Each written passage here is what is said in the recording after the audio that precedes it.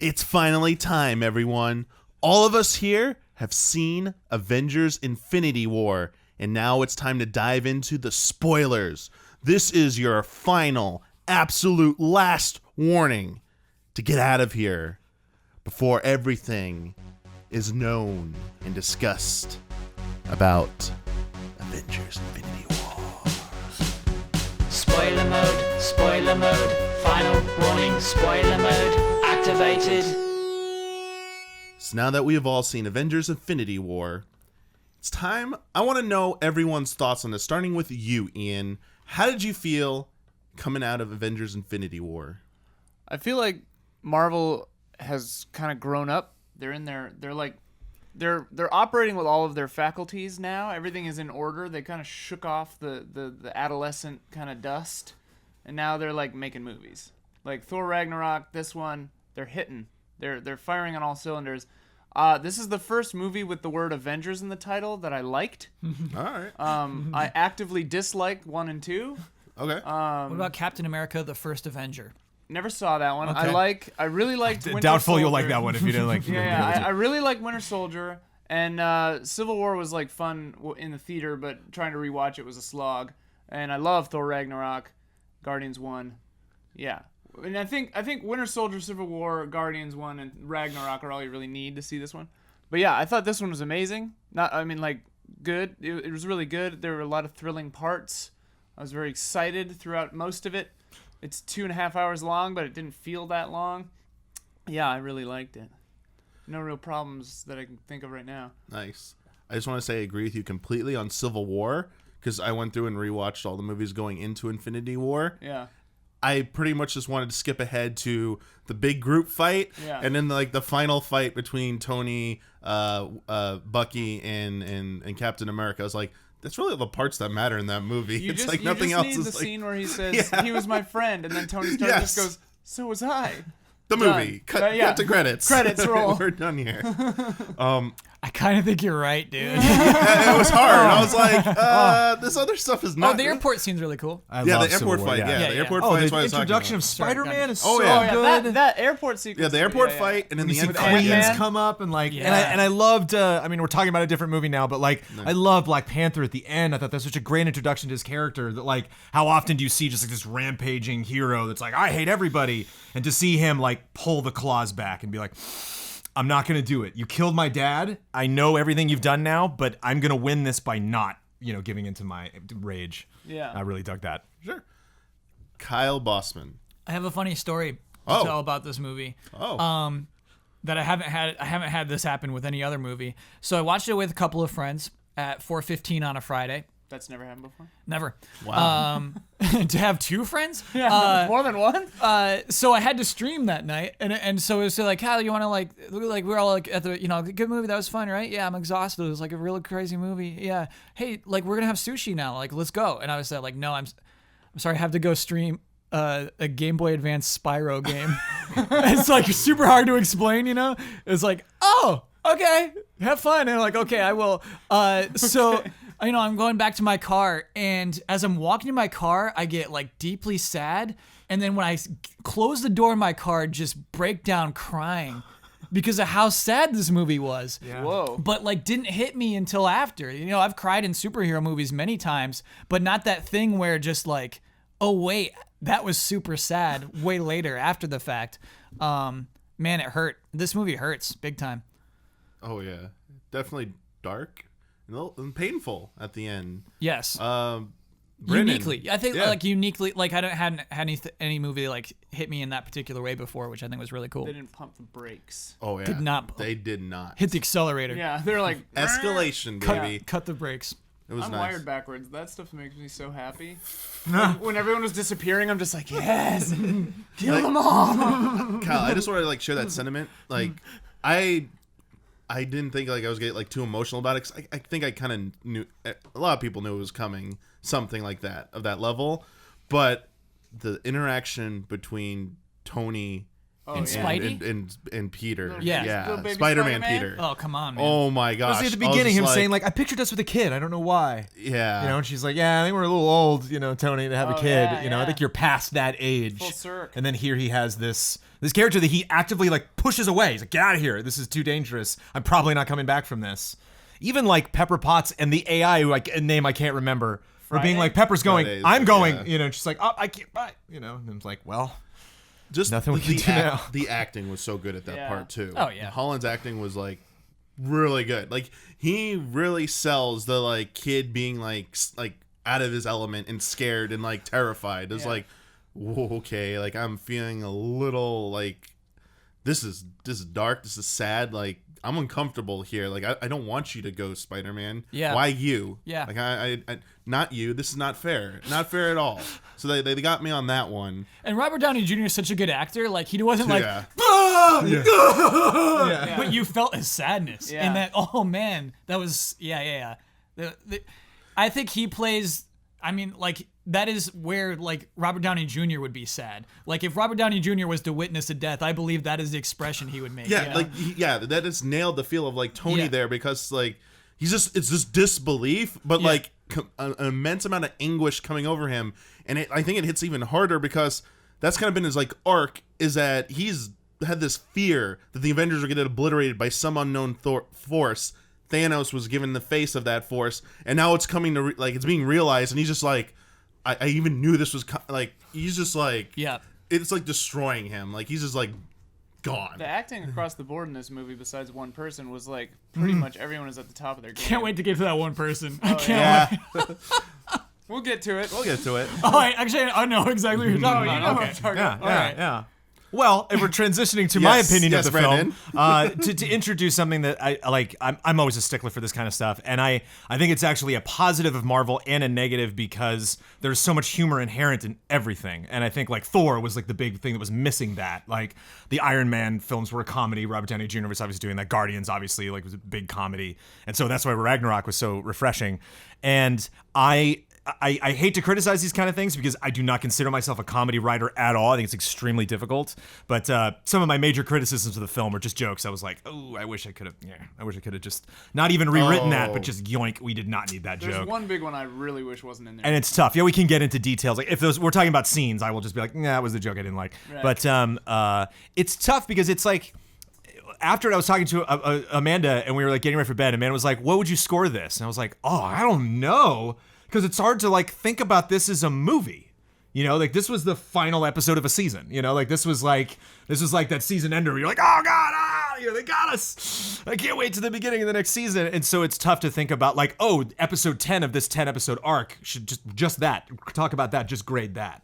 And so it's like, I think it was like the New York Times or something, like put up a headline where they were like, I mean, it was okay, but like you had to see the other movies. And it's like, well, obviously, like, like even down to things like Doctor Strange's cloak, like how fun that was Right. about he like Oh, gets yes. knocked out and the cloak's like later and just goes flying through New York City holding him. Like it's interesting and you get it. Like if this was the only Marvel film you've ever seen, like, oh, he's got a magic cloak, okay, but it's like, yeah, but he hasn't He's a used it for wizard. that long, like Right. maybe not even a year he's had this thing on, and so he's still kind of understanding this relationship of like its sentience and what it's capable of. Like I think Amanda even gasped when Thanos like ripped it off. She was like, no, Yeah. like I love that cloak. Yeah. So it's like all these dumb little things. Main character. Like I even thought, I think out of all the characters that I wish had like a little more screen time, but like clearly there's a ton of relationship building that gets up to that point, was Groot. I think Groot was just kind of there. Like he didn't really like. It's cool that he forged the axe, but like when he goes away in the end, I was like, oh, he didn't really get a lot of Groot. All the Groot rocket time in this film was a little almost like some animosity there. It was just like, oh, this kid's got attitude, and he's really more focused on Quill and Thor. And so it was like having to say goodbye to Groot, it's tough to just build up emotionally to all these things when clearly like you want to give Scarlet Witch and Vision some time and Gamora and Star-Lord some time. It's weird. Like it's a strange movie on its own, but if it's okay to be happy about a sad thing, just like a really wonderful payoff to having watched everything, like every last movie. Civil War, I think I've seen 20 times because it's on Netflix. I just keep like binging that thing. So yeah. Oh yeah, that's like on there. It's just like every time you see it at the top, it's like, yeah, just watch it one Yeah, more time. sure. Just for that airport fight scene, just one more time. Just to see under Roos. Yeah. Spider-Man coming down again. Ant-Man, like, Yeah, he gets big. He's like, oh. He's like, and then the Empire Strikes Back joke, so good. which led to the aliens. Which do it led again. to the aliens. Let's just do that same joke again. Yeah, Yeah, it worked. Yeah. Oh, did you not like that, Culture Kyle? references. Oh, did you not like that, Kyle? And how they did the same, pretty much the same bit? I just don't think the exact same bit is that really old movie Aliens. Yeah. Like, no, but the it bit was pays funny. off in a wonderful way. Okay. I don't think they'll do it again. You though. can't do it again. They'll- You don't get a they'll- third. Yeah, You don't they get a got the third. most out of that. That's actually something though that leads to a point that I wanted to make about this movie. Is that they did the pacing right, because this is the thing that goes wrong with every superhero movie that tries to do too much. I mean, Spider-Man 3 is like the famous example where it's like you have 800 villains. Why is this happening? Like, why do people keep trying this? And really, like, it's only 3 villains, right? right? Yeah. And it's like just it's too many. And like in this, it's like okay, going in, I was like, there's no way they're going to be able to merge all these different attitudes and like shooting styles and color palettes. And I mean, I think they did it expertly. And one of the best ways that they did that is through quick and surprising pacing. An easy example is that Aliens joke where he's like, if you've seen that really old movie Aliens, cuts away to the thing, and then we immediately see the payoff of that, not only finishing that joke, but killing off that bad guy in a fun and quick way instead of having a drawn out like battle sequence. Like, it was kind of a bummer because that guy was really cool, Yeah. but it's also kind of funny because the guy is so cool, you're expecting that build up, and then it gets rid of him, and it's like that kind of surprise. Like when they say that, the axe is so powerful it can probably even summon the Bifrost. Like, you know that he's going to teleport into the battle later, but what Oh, you yeah. expect is the scene of Thor picking up the axe and going like, oh, you know, and like powering up and then seeing him teleport away. But no, they just cut to the battle and then Yeah. the Bifrost shows up. Like, that's how you do a superhero. Like, that's what Dark Knight Rises should have been. Non-stop insanity. Yeah. And like, this movie nailed it. And they gave it a few moments, like 1 or 2 scenes. If I watched it again, I probably would think, okay, this is going a little long. Most of the stuff maybe with Peter Quill, like the scene when they're all in the ship and Thor and like sure, Peter Quill is yeah. like jealous of Thor. I'm like, Yeah. okay, this joke has gone officially 3 sentences too long Exactly, now. yeah. But like, even that didn't feel too crazy, you know? Because we're aboard the Guardian ship. This is where things are gonna get a little waka waka. So Yeah. like I'm okay. I have a weird feeling about it, and this is like so lame, but it was because Chris Pratt's name was last in the credits, and I just feel like that's just some weird Hollywood deal, right? Like Chris Pratt needs to have this many. If you're gonna kill him off, he needs this many lines. You know what I mean? Like we need to feature him this much, and then like his name is last in the credits. Last billing. Yeah, like after like Josh Brolin. You know what I mean? It's like. But Wait, before, really? But before Samuel Yeah. L. Jackson. Yeah, well, I guess, but like the way that the Yeah, main I know. actors are featured, For and sure. then it's like they do the withs. You know, it's like And the ands. with Bradley Cooper as Rocket Raccoon, and then Chris Pratt, Yeah. and it's like, what deal was that? What deal was signed for this? And so yeah, I and do. like, how is Chris Pratt bigger than Robert Downey Jr. or Josh Brolin or? Like, I think it's oh, all Josh Jurassic Brolin, probably. World. I think because of Jurassic World's, like, because he's the star of that, it, like the biggest movie of that, whatever. And so, like, yeah, he just gets that credit Yeah, now. that was a big deal. I don't know if you saw. Quick tangent, real quick. The thanks that Star Wars did today. Yeah. The Which is hilarious because they're both Disney. yeah, they showed like Rey handing a themselves. lightsaber to like Iron Man hand, congratulating them on dethroning The Force Awakens as like the number Nice. one film. But this has Nice. been like a tradition that's gone on. And Yeah. you just mentioned Chris Pratt in Jurassic Park: Lost World. Yeah. Not Lost World. The Jurassic World. Jurassic World. Thank Skip you. 2 words there. It dethroned the original Avengers, and there's a piece of art out there of the Avengers seeing Chris Pratt on like Tyrannosaurus Rex and congratulating Oh, them. cool. I So get that. like, Yeah, all I right. think they all within there realize that like he became a big deal. Like Yeah, he's a besides big like deal. Robert Downey Jr., it's like Chris Pratt. Yeah. So But- maybe that helps explain that. Should we just jump into how he like ruins everything? Sure. That was my biggest gripe with the film, honestly. Yeah. So I do have some gripes now that I'm thinking all of about the it. I don't want to harp in too much on gripes because I actually love this film too. Like I had a didn't- great time. I agree with the music. pacing stuff. Didn't like the music. I can't really remember the music other than Oh, the man. end. Like the Gamora's- piano thing at the end was really the good. Avengers themes were all good, but like when Gamora when he throws Gamora off the thing, the music is so overblown. It's like, feel sad now, feel it. Okay. And I'm like, guys, you're fighting yourselves here. I'll need to pay attention to that next time I rewatch it, for sure. Of all the Marvel properties in the cinematic universe that I've watched, Guardians is my favorite. I'm one of the like few people actually. I know a lot of people don't like Guardians 2. I like both.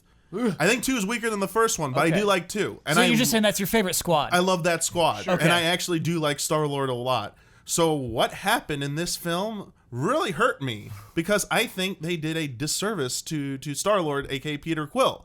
I don't think that's how the joke going on too long that you talked about in the Thor thing. He would have definitely acted like that at first for funny, but the dragging it out was like.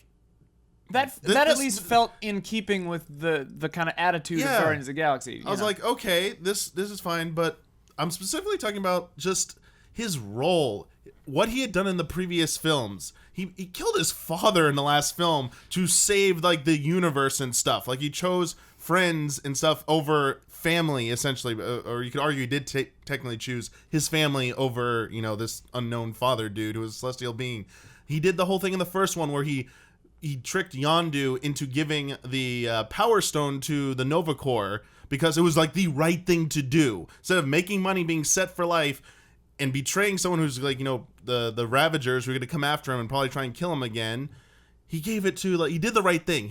He started off as like kind of a questionable like ethics character and proved that he was like a good person and that he will do the right thing time and time again. And I get he's emotional in the scene when I'm talking about the scene when they all do this elaborate plan to get the Infinity Gauntlet away from Thanos. Like, this is how we're going to stop him. And it's this big, huge scene. And they do it, and they're about to do it. And Mantis is basically trying to subdue, with her powers, Thanos. And she starts reading, like, he's sad. He's in anguish. And then he's sad over someone he loved. And, like, they're all like, no, that's BS. And then Nebula's like, it's true. Like, Gamora didn't come back with him. He came back with the Soul Stone. Yeah, I don't know why Nebula had to bring that up. Oh, yeah, it's like Nebula, shut up. Nebula. It's like, Nebula, please Yeah, shut it's up. like, You're Nebula, not helping not right Nebula. now. But, like, he Bad gets time. angry. And before... Nebula's mad too. Yes, but in the scene previously, the whole thing about promise me you'll kill me if it comes to that, so Thanos won't get me. Like, you're going to kill the one you love to stop Thanos from winning, and he does do it. It's just the stupid bubble trick prevents him from doing it. It was so out of character for that moment for him to finally break and then like ruin their plan. I was like, he could have just gone off in the corner and screamed or something. Like, he should have known. Especially with 3 people saying, cool it, man. Yeah, like everyone around him was like, dude, like, you're emotional, like, have your breakdown over here, but like, let us finish this, please. And then you could, like, as soon as we get off of him, then you could like beat him up and stuff. Like, wait it was literally so wrong. 5 seconds and then I get kill it. him. They needed someone to do that, and they picked him, but it hurt so much. I think It they hurt still on could so have much done on a it with personal him level. just like pausing. Like if Spider-Man and Iron Man like almost had it, and they were like, "Quick, Quill, we need your help," and he just like froze because he's like, "I can't believe." Just kind of broke down a little bit, and then Thanos just wakes up, like, because she's like, I don't know how long I can hold him, and so it's literally just the hesitation that like that was your fault, but not you actively punched him in the face to wake him up. Because he actively makes the stupid choice. I'm going to disagree big time on that. Yeah, I want to hear your rebuttal. Okay, so I think Peter Quill is actually a really interesting character in this movie because I think there are 3 or 4 times when someone is being tortured for information and the other person says, wait, don't do it, don't. Right? It starts with that with Loki. It happens again with... Gamora does it for Nebula. Yeah, Gamora does it for Nebula. So they're culpable too. Yeah, it's the problem. Well, no, they all chicken out. They all say no. And so in that scene, Thanos is holding Gamora and is like, come on, do it. Actually kill this person. Let's see you do it. And he does. He makes the choice to kill her. And then Thanos says, I like you. Yeah, because like him. he's actually the only one who's like actually willing to make that sacrifice, willing to kill someone he loves, which Thanos also is willing to do. Scarlet Witch later is also willing to make that same sacrifice. So, I think Peter Quill is actually a stronger character than those other people who are like, no, don't torture Loki, or don't torture Thor, you know what I mean? For him to lose it there, for him to go nuts, I think is the strength of his love. I think it's the strength of like his limits, and so I think it's good. I think it's good that he just totally goes ballistic on Thanos. It's the most we can expect of him because, he pulled the trigger on someone he loved, and then Thanos went and killed that person. I like that a lot. I think that scene says a lot, and I think it would say less if he just froze. And sort of in line with what you were saying that I hadn't thought about really is, yeah, in 2, he makes the sacrifice of making the right choice to kill his dad to save the people he loves, like because Guardians is all about like the family you choose, right? And yeah, he chose Gamora as his family, you know, and yeah, to have that taken away, and after everything he sacrificed himself, yeah, I mean, I guess that would be a huge pressure moment. I think maybe they just didn't. Maybe it's a filmmaking flub then. Like maybe they just didn't give it the weight so that we agreed. Sure. You know, like I think like something is off in that scene. Yeah, it doesn't I pay guess off that's probably because you're it, right. yeah. You're totally right. Like all of that is true. Yeah. It just didn't land with that gravity, at least for me. Sure. They seem to thematically really build up to a giant dumb mistake is about to happen. You know? Oh, Yeah, you're just, yeah. yeah. No, you just see it coming. Because like all The person in the middle of the characters- road that's like, huh? And you're like, the truck, get out of the way. You know, Yeah. it's just like I guess it's I'm- sad they got hit by the truck. I guess I'm but, mostly bummed. You made a good argument, Kyle. I do agree with that as well. I guess it's his personal disappointment that he was the one who had to be Peter Quill's the one. that's who, your guy. Yeah, because Yeah, I get it. like them. Yeah. I like the Guardians. I kind of I loved a lot of the dynamics, the new dynamics they explore with the Guardians. Like, I want to talk about some positive stuff because I don't want Sure. to keep harping on negative.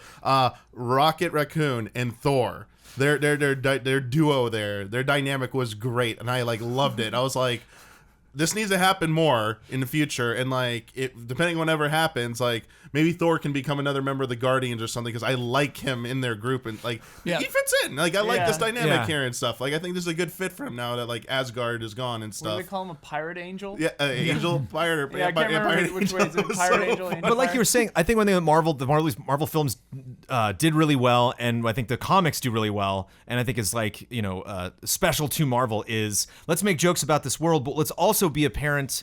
Let's also observe what's happening in the world and what's happening outside of this narrative.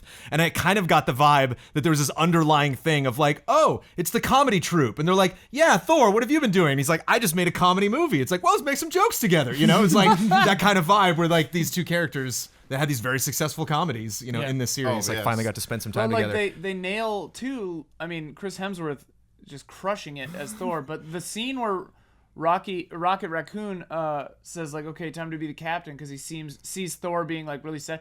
Thor is like devastated in He's that effed scene, up.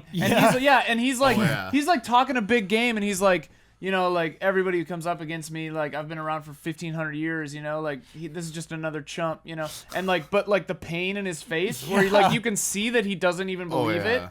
I'm like, holy crap! Like they are bringing it for this movie. Yeah. Whoa.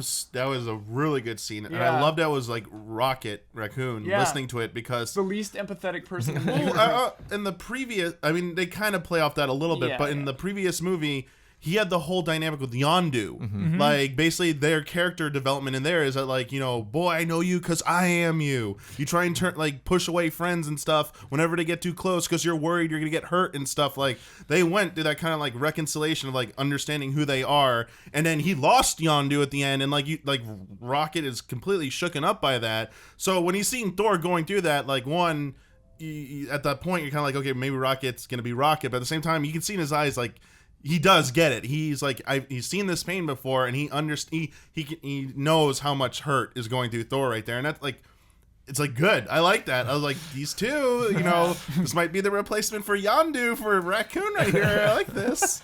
I think a major, you're talking about themes of like, there were many instances of someone being tortured and the character really deciding. I think at the end too, Doctor Strange and Iron Man, you know, finally realizing, all right, Oh. stop. Like, just stop. Just Yes. stop all of it. You win. Fine. I think the like needs of the few versus the needs of the many, or even the needs of the one, you know, was like come up again and again and again. Yeah. To like, you know, Iron Man leaving Pepper behind, you know, pushing Spider-Man away, you know, having to sacrifice Gamora or save her, Thanos having to sacrifice Gamora or save her, and so yeah, I think that was just maybe like the culmination of all of those moments that we had seen up until that point of like the person finally being like, I can't, no.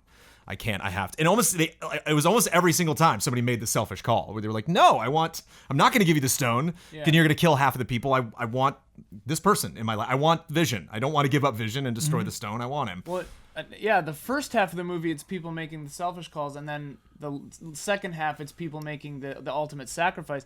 I mean, my favorite, you brought it up, one of my favorite moments of the movie is is when Doctor Strange goes forward in time and sees 14,000 different failures, and then 14 million. 14 million, sorry. And Tony Stark is like, well, how many did we win? And he goes, just one.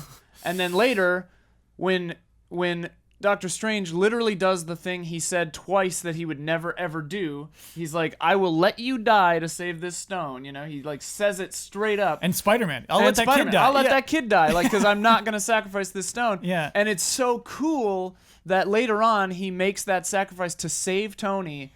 Because you just know that that's the linchpin variable. That's the one time they win is he decides to do the thing that he never would do. All those 14 million other times, he's never given up the time stone. And then the one time he does, you know, you let Thanos win so that later you can destroy him when his guard is down or whatever. Like, I thought that was really, really cool. And they didn't like, the thing I really like about this movie in moments like that is they didn't spell it out for you necessarily. Like, this movie shows kind of a weird amount of respect for the viewer compared to the other like Avengers movies and stuff, where I think they did kind of spell it out a little more. This one lets these moments just kind of hang, and it lets the power of the actors portray the feelings that they're feeling instead of having to say them out loud. Like, a lot of times in this movie, people are saying the opposite of what they're feeling, and it shows. Yeah. Whereas I think that shows a growth and a maturity in Marvel that they're willing to finally make that choice. Oh yeah. Amanda brought up a really quick interjection. Brought up a good thing that they could have spent so much time on, but was still in there. But they just kind of touched on it and moved on. Was like Ruffalo coming back, like, "Hi everybody," and Black Widow's like, "Oh, Oh, hi," yeah. and Yeah, he's like, yeah. "Hi." Oh yeah. Thank All right, goodness. moving on. Oh, yeah. You know, like, Thank but it's in there. You They know, did like, have Falcon. I can't remember his real person name, but like they did have him go like awkward. Yeah. But at least it wasn't 18 minutes like Right, an Ultron. It was right. just Yeah. so much. Yeah. And just get more credit to like what Ian talked about earlier about the pacing and stuff. Like Yeah. they knew how long, for the most part, to spend in all these scenes. Yep. And I just want to say, going a little bit off of what Ian was just talking about, that I loved, for me personally, I love this sense that no matter what they were trying, they tried like everything. They tried being selfish. They tried making sacrifices. But as a viewer, I pretty much knew at a certain point in that movie that like the thing that's gonna happen is gonna happen. Yeah. But like I like still believing. I still have a belief. Like against all odds, I believe maybe they'll change it. It won't happen. Maybe he won't get all the Yeah, stones. maybe he'll do it. like, oh, they killed the It's like, reality oh, like stone. the, Yeah, like the yeah. soul stone. Like here Yeah. we go. This is gonna be the part where like something weird's gonna happen, and like Thanos is like he's gonna be tricked and stuff. And like I just love that scene. I we want can to talk talk about about the that scene. scene. Let's start here. The Thanos scene of having to make a sacrifice, meaning getting Red emotions Skull- from Thanos. Yeah, I've and seen like- all these trailers and being like, surely I'm not gonna like care about this Like, guy yeah. at all. You as a viewer, you're like, okay, he really deep down he doesn't give a shit about anybody but himself. After everything he said, like even his so-called love for Gamora, like it's just him, like just he's bullshitting. Like he doesn't owns her. It's a pride of ownership. Yeah, it's like a trophy. And like Gamora's speech, laughing at him, like the universe is like punishing you. Like all your crap, it won't let you get this. And he starts crying. He goes, oh, she's like, oh, sure, whatever. And Red Skull's like, the tears, Yeah, they're not for him. not for him. And she's like, no, it can't be. And like that realization, you're like, oh my gosh, he has like it's like you've just been confirmed. He can't do this unless he really had it. Him getting that stone, I was like, he actually he loved somebody. He actually had like real feelings and stuff. Like, he just elevated Thanos as a character for me in that moment. Like, it sucked because, like, no, he's gonna one step closer to winning, but it's also like, crap, I feel conflicted about Thanos now. It's like, what are you doing, Marvel? This is crazy. They pulled off something that I thought was impossible, is that they made Thanos good, and they made me like I like Thanos. I mean, like, obviously he's a monster, like he's a bad person and doing the wrong things, but it's like Black Panther. It's like, yeah, I can see your logic. I see where you're coming from, and like the greatest victory in this movie is, that Thanos is a complete three-dimensional person, and like one thing I really like about him is he's not really duplicitous at all. Yeah. He does everything he says he's gonna do. He feels everything he says he feels. Like he says 50% at random. That's what happens. You know, like, it would have been more beneficial to him, probably just as a safety, to like erase all of the superheroes in the universe. He doesn't do it. He just says 50% at random because it's fair. Like, he's like Anton Chigurh from No Country for Old Men. Like, he's got a code. It's a weird code, but he's gonna stick to it. You know. I like his line. I didn't teach you to lie. That's why you're so bad at it. Yeah. Yeah, he doesn't lie. Because he doesn't even, lie. Even just a really subtle moment that broke my heart was when he's showing Gamora the knife, and like half of that crew gets wiped behind her that they very gracefully do off screen, and she goes to turn her head to see it, and he's like, no, back to the knife, and she's like, all right, you know, and like she's like emotionally attached to it, but she's so young that she's still just trying to process like what's going on. And I think as a child kind of naturally gravitate towards a really powerful like parental figure, even just an adult that's just like, all right, I'm not gonna, you know, fight this dude because he clearly knows, like you were saying, he's very he has a lot of conviction, and I think that's like there's a strange attractiveness to that. Which is also really cool because you see those moments of his insanity too, because he says a couple of times to people, but he says to Gamora later, he's like, I saved you. And it's like, yeah, but you saved her from your massacre. Like, that's like me like hitting one guy with a car and then like taking him to the hospital and being like, I saved you, but I intentionally hit you with my car. You know, it's like, oh yeah, it's like cracked logic. It's so cool. Yeah, it's weird like that. And also, like, I do love how his personal trauma with what happened on his homeworld of Titan just like blinds him to like the obvious thing of like, why is everyone questioning what I'm doing? Like, killing half of the universe randomly is like fair. It's gonna solve all these problems and stuff. Like, he's lost a little bit of his humanity at that point where he's like, he doesn't, that's his one blind side.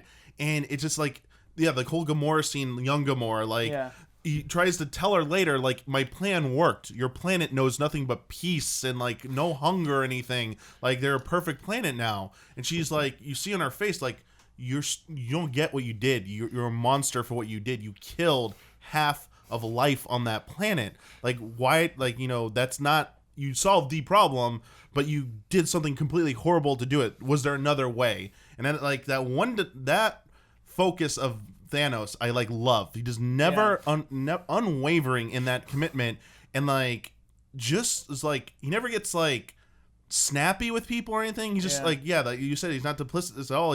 He's so matter of fact, and everyone like kind of questions that. They're like, oh, he's a bad guy. Like, there must be like some other side to him that we're not seeing, or there's some trick he has. It's like, no, it's like just. And I mean, he does mess with reality a little bit once he gets that power. I mean, but literal like, tricking, but like it's still his motives. Like, he's not like got some ulterior motive or anything. That, and I agree with what you said earlier. I love that about him. The other thing I just realized that I hadn't thought about before is, I think another thing that lends to him being so tangible a threat is that, like any dictator, like, he doesn't, you know, because my knowledge of the Avengers backstory isn't like complete. Okay. But Thanos is like the world destroyer, right? And doesn't like Iceman or Silver Surfer usually like Galactus. That's Galactus. Never mind. But Thanos is like a big threat, right?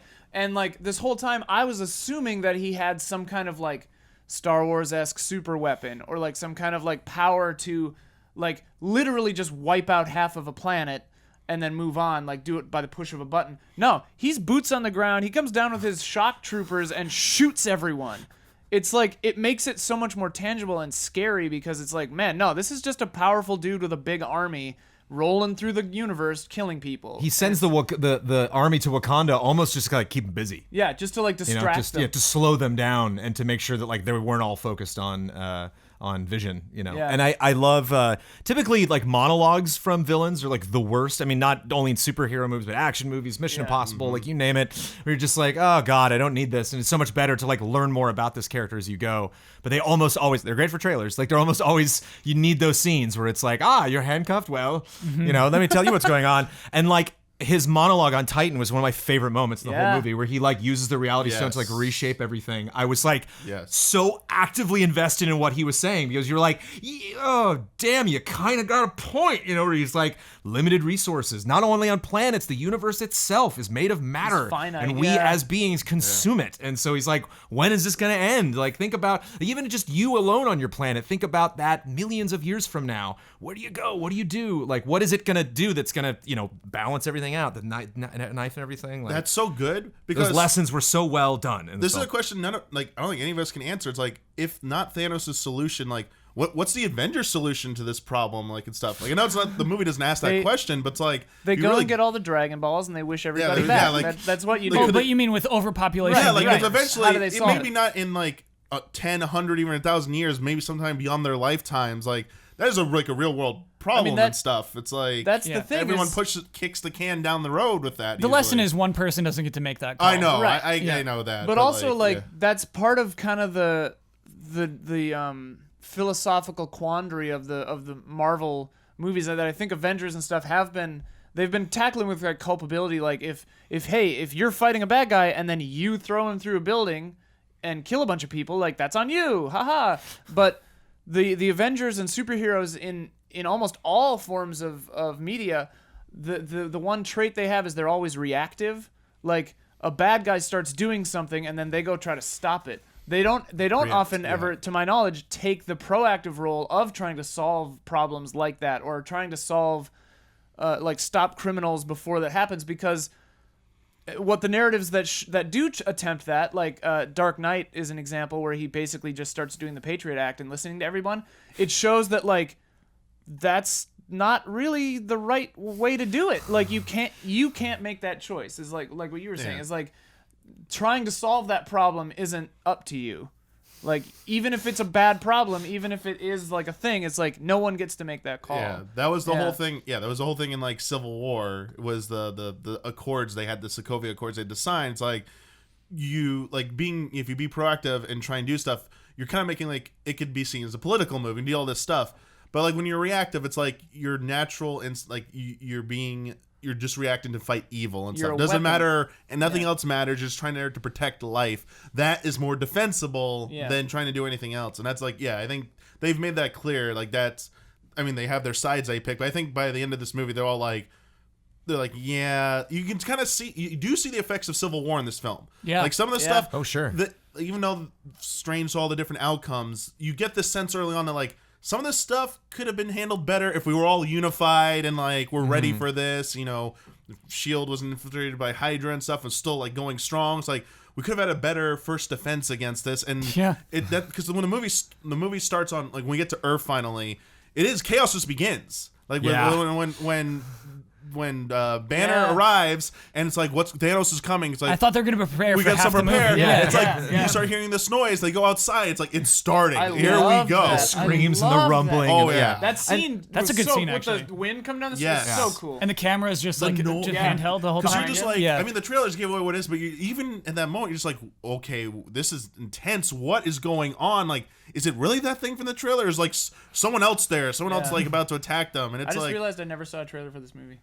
that's good. I didn't either. That's I didn't good. either. Not Those little intentionally, it just round never ship did. things. One thing I was pointing, I'm not going to give examples because I want to talk about the story more, but like they did a lot of stuff in the trailer that did not happen in the movies. Hulk there running were, with them at the end. There were a Yeah, lot yeah, of I like shots. That that. whole shot wasn't Yeah, even in it. it's Like, fake, yeah. and there were a lot of shots, like Spider-Man on the wheel. Like there's the joke they did where like, oh, we're using our made-up names. Well, I'm Spider-Man. Like that was at the end of one trailer. That was but they one of like my favorite reshot jokes. it. They like took all their like damage makeup away and like so they like restructured things to be like, well, it's just a scene. But when you actually have it in the course of like dialogue, it's like you're much more like wrapped up in the emotions of it.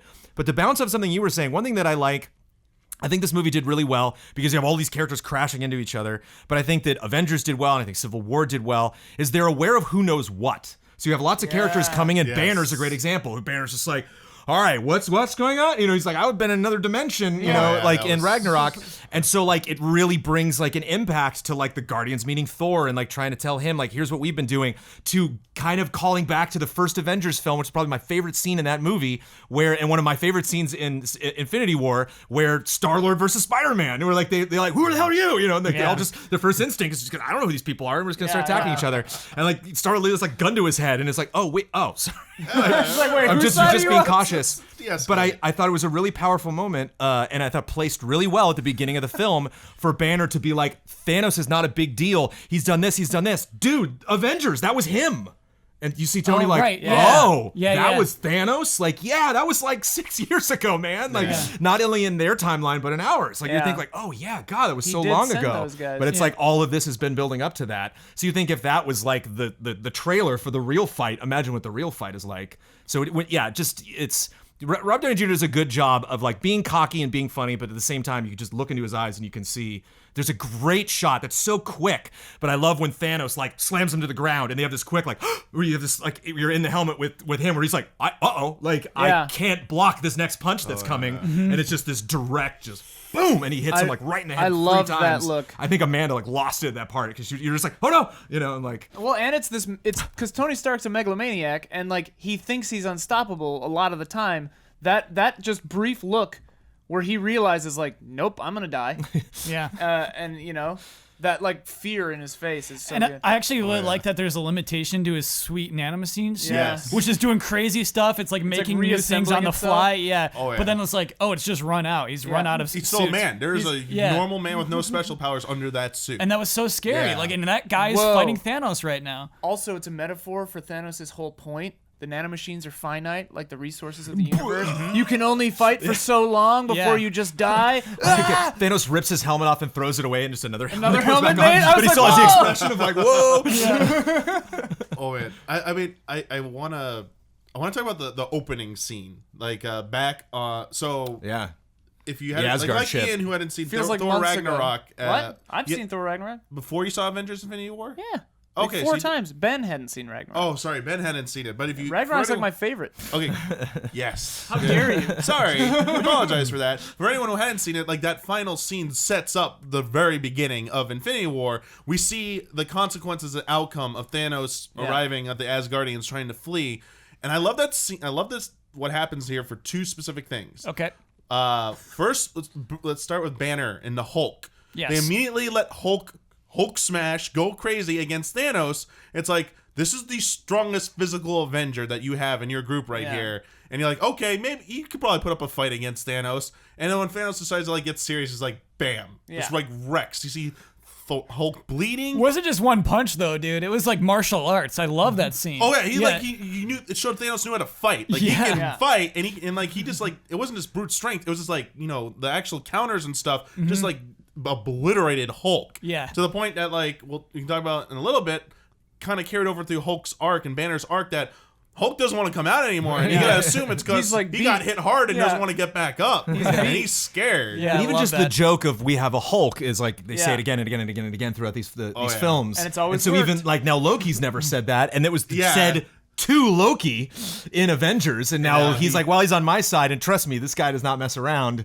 You should have seen what he did to me, and then you're just like, oh, it's the Yes. joke. Oh, dingo. that joke isn't funny anymore. Like, Yeah. And it's a great way to set the stakes. Oh, for sure. Like, oh, not only is Thanos a threat, but he's like real strong too. Oh man, it was such a good example of that. And you mentioned Loki, which is the other part. Yeah. The what we assume will be the end of Loki, because Loki has gone through probably as much character arc as he probably can go through in the Marvel Cinematic Universe. Yeah. In my opinion. No, it's fair. And he's And kind of backwards and forwards. Yeah, a little. he's made his choice that like he's gonna use his deception for good purposes. Like it's been clear. He came back, saved the Asgardians.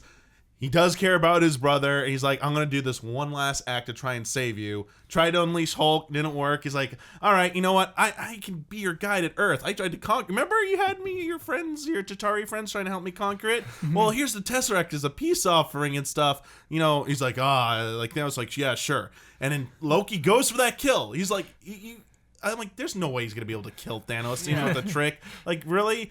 I wonder if Loki even knew that was futile, but he's just doing it because like that's who he is now. Yeah. He has finally realized like this is good, what good people do, and he tries to do it, and then like dead, and in Thanos' line, no resurrections or whatever. I was like, oh my gosh! I was like, but I was sad. I was because I like Loki, but I was kind of like, what are they gonna do with him going forward if they keep him around? Yeah. But Fair it enough. was sad. Yeah. I was like, but so early, bam, major Yeah. death right there. It's Yeah. like he's dead. Goodbye. well, also the Asgardians, man. Like, if you go straight from Ragnarok into this, and you're like, wow, Asgard really took a hit. I'm glad like- they made it out. And it's like, yeah, Nope. wait until the beginning of the next Wait till movie. Alien 3. And I'm still a little confused actually, where he's like, yeah, and then they killed half my people. It's like, Yes. where did the Where'd other the other half half- go? We don't. Where's Valkyrie? Yeah, we don't know. I'm like- wondering if like Thanos kidnapped them. So like when we saw the kind of aftermath, because He they were was all saying beat up, something like and so they that. were kind of cleaning up when we like go on board Good their point. ship. I wonder if he like put them all aboard his ship I took would- them with him as like slave sure. labor. Yeah. He That had, makes yeah, he sense. had to have taken them because it fits.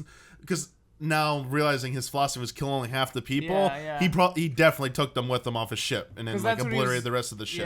Yeah. That totally makes makes sense. sense. Good point, Jones. Yeah. I don't think they forgot Valkyrie. I mean, obviously, Oh, they're no. planning And, something. like, Like, she'll come, obviously, she'll like- be in the next one. Or, Obviously, like Hawkeye will probably show up. Most I was definitely. as we were walking out.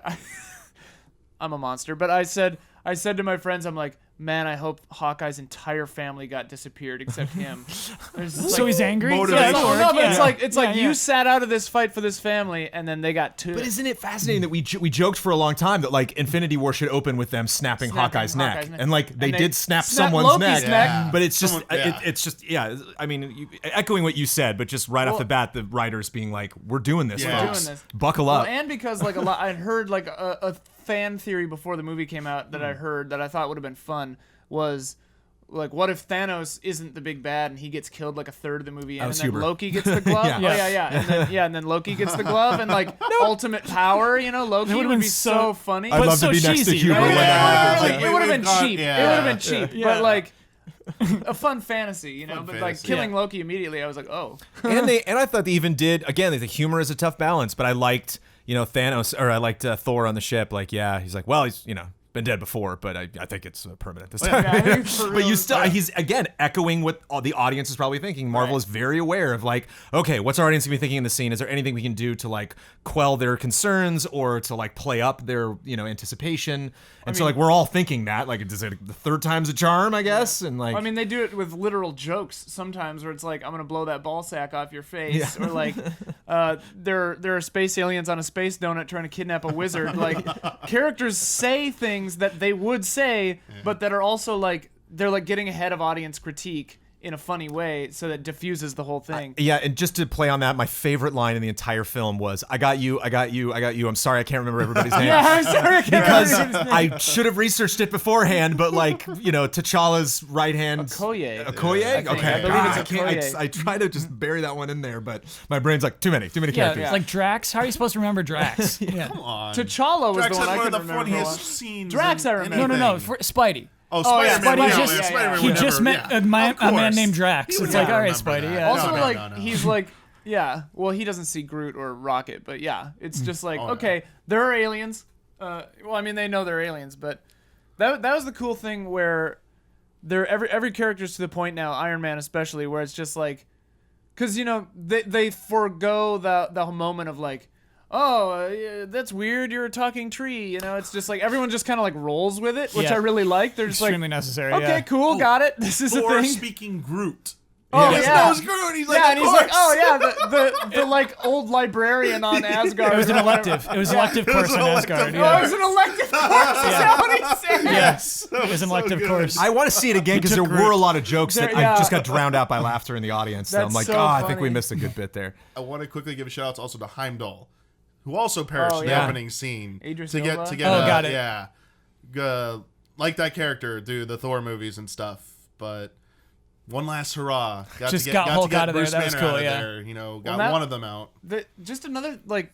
This movie was really well shot. I think the combat was really well shot. It wasn't too shaky. Like, I'm glad that phase, like the Gladiator, Dark Knight phase of like shaky camera combat is like calmed down a little bit, like green grass and all over the place, But everything was very visually clear. But sometimes they intentionally kind of mislead you for cool effect. And the scene where Heimdall sends the Bifrost out, your initial thought is, oh, good, he got all three of them out of Oh there.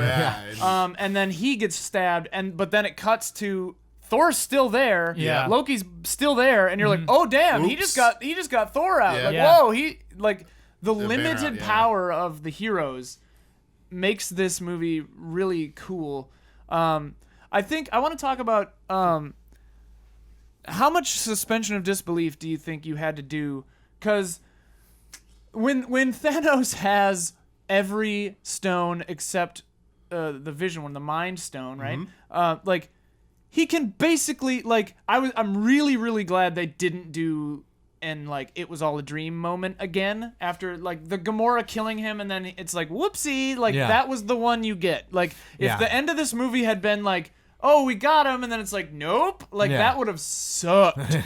So I'm really glad they didn't do that. But like pulling back time on Vision, the stone being destroyed, I'm like, yeah, naturally that's what he's gonna do because he can. But this guy is like, I mean, literally unstoppable, even without the sixth stone. Yeah. And like even on Titan when they're fighting him, and like just another really quick aside, the combat in this always felt really good because it's about.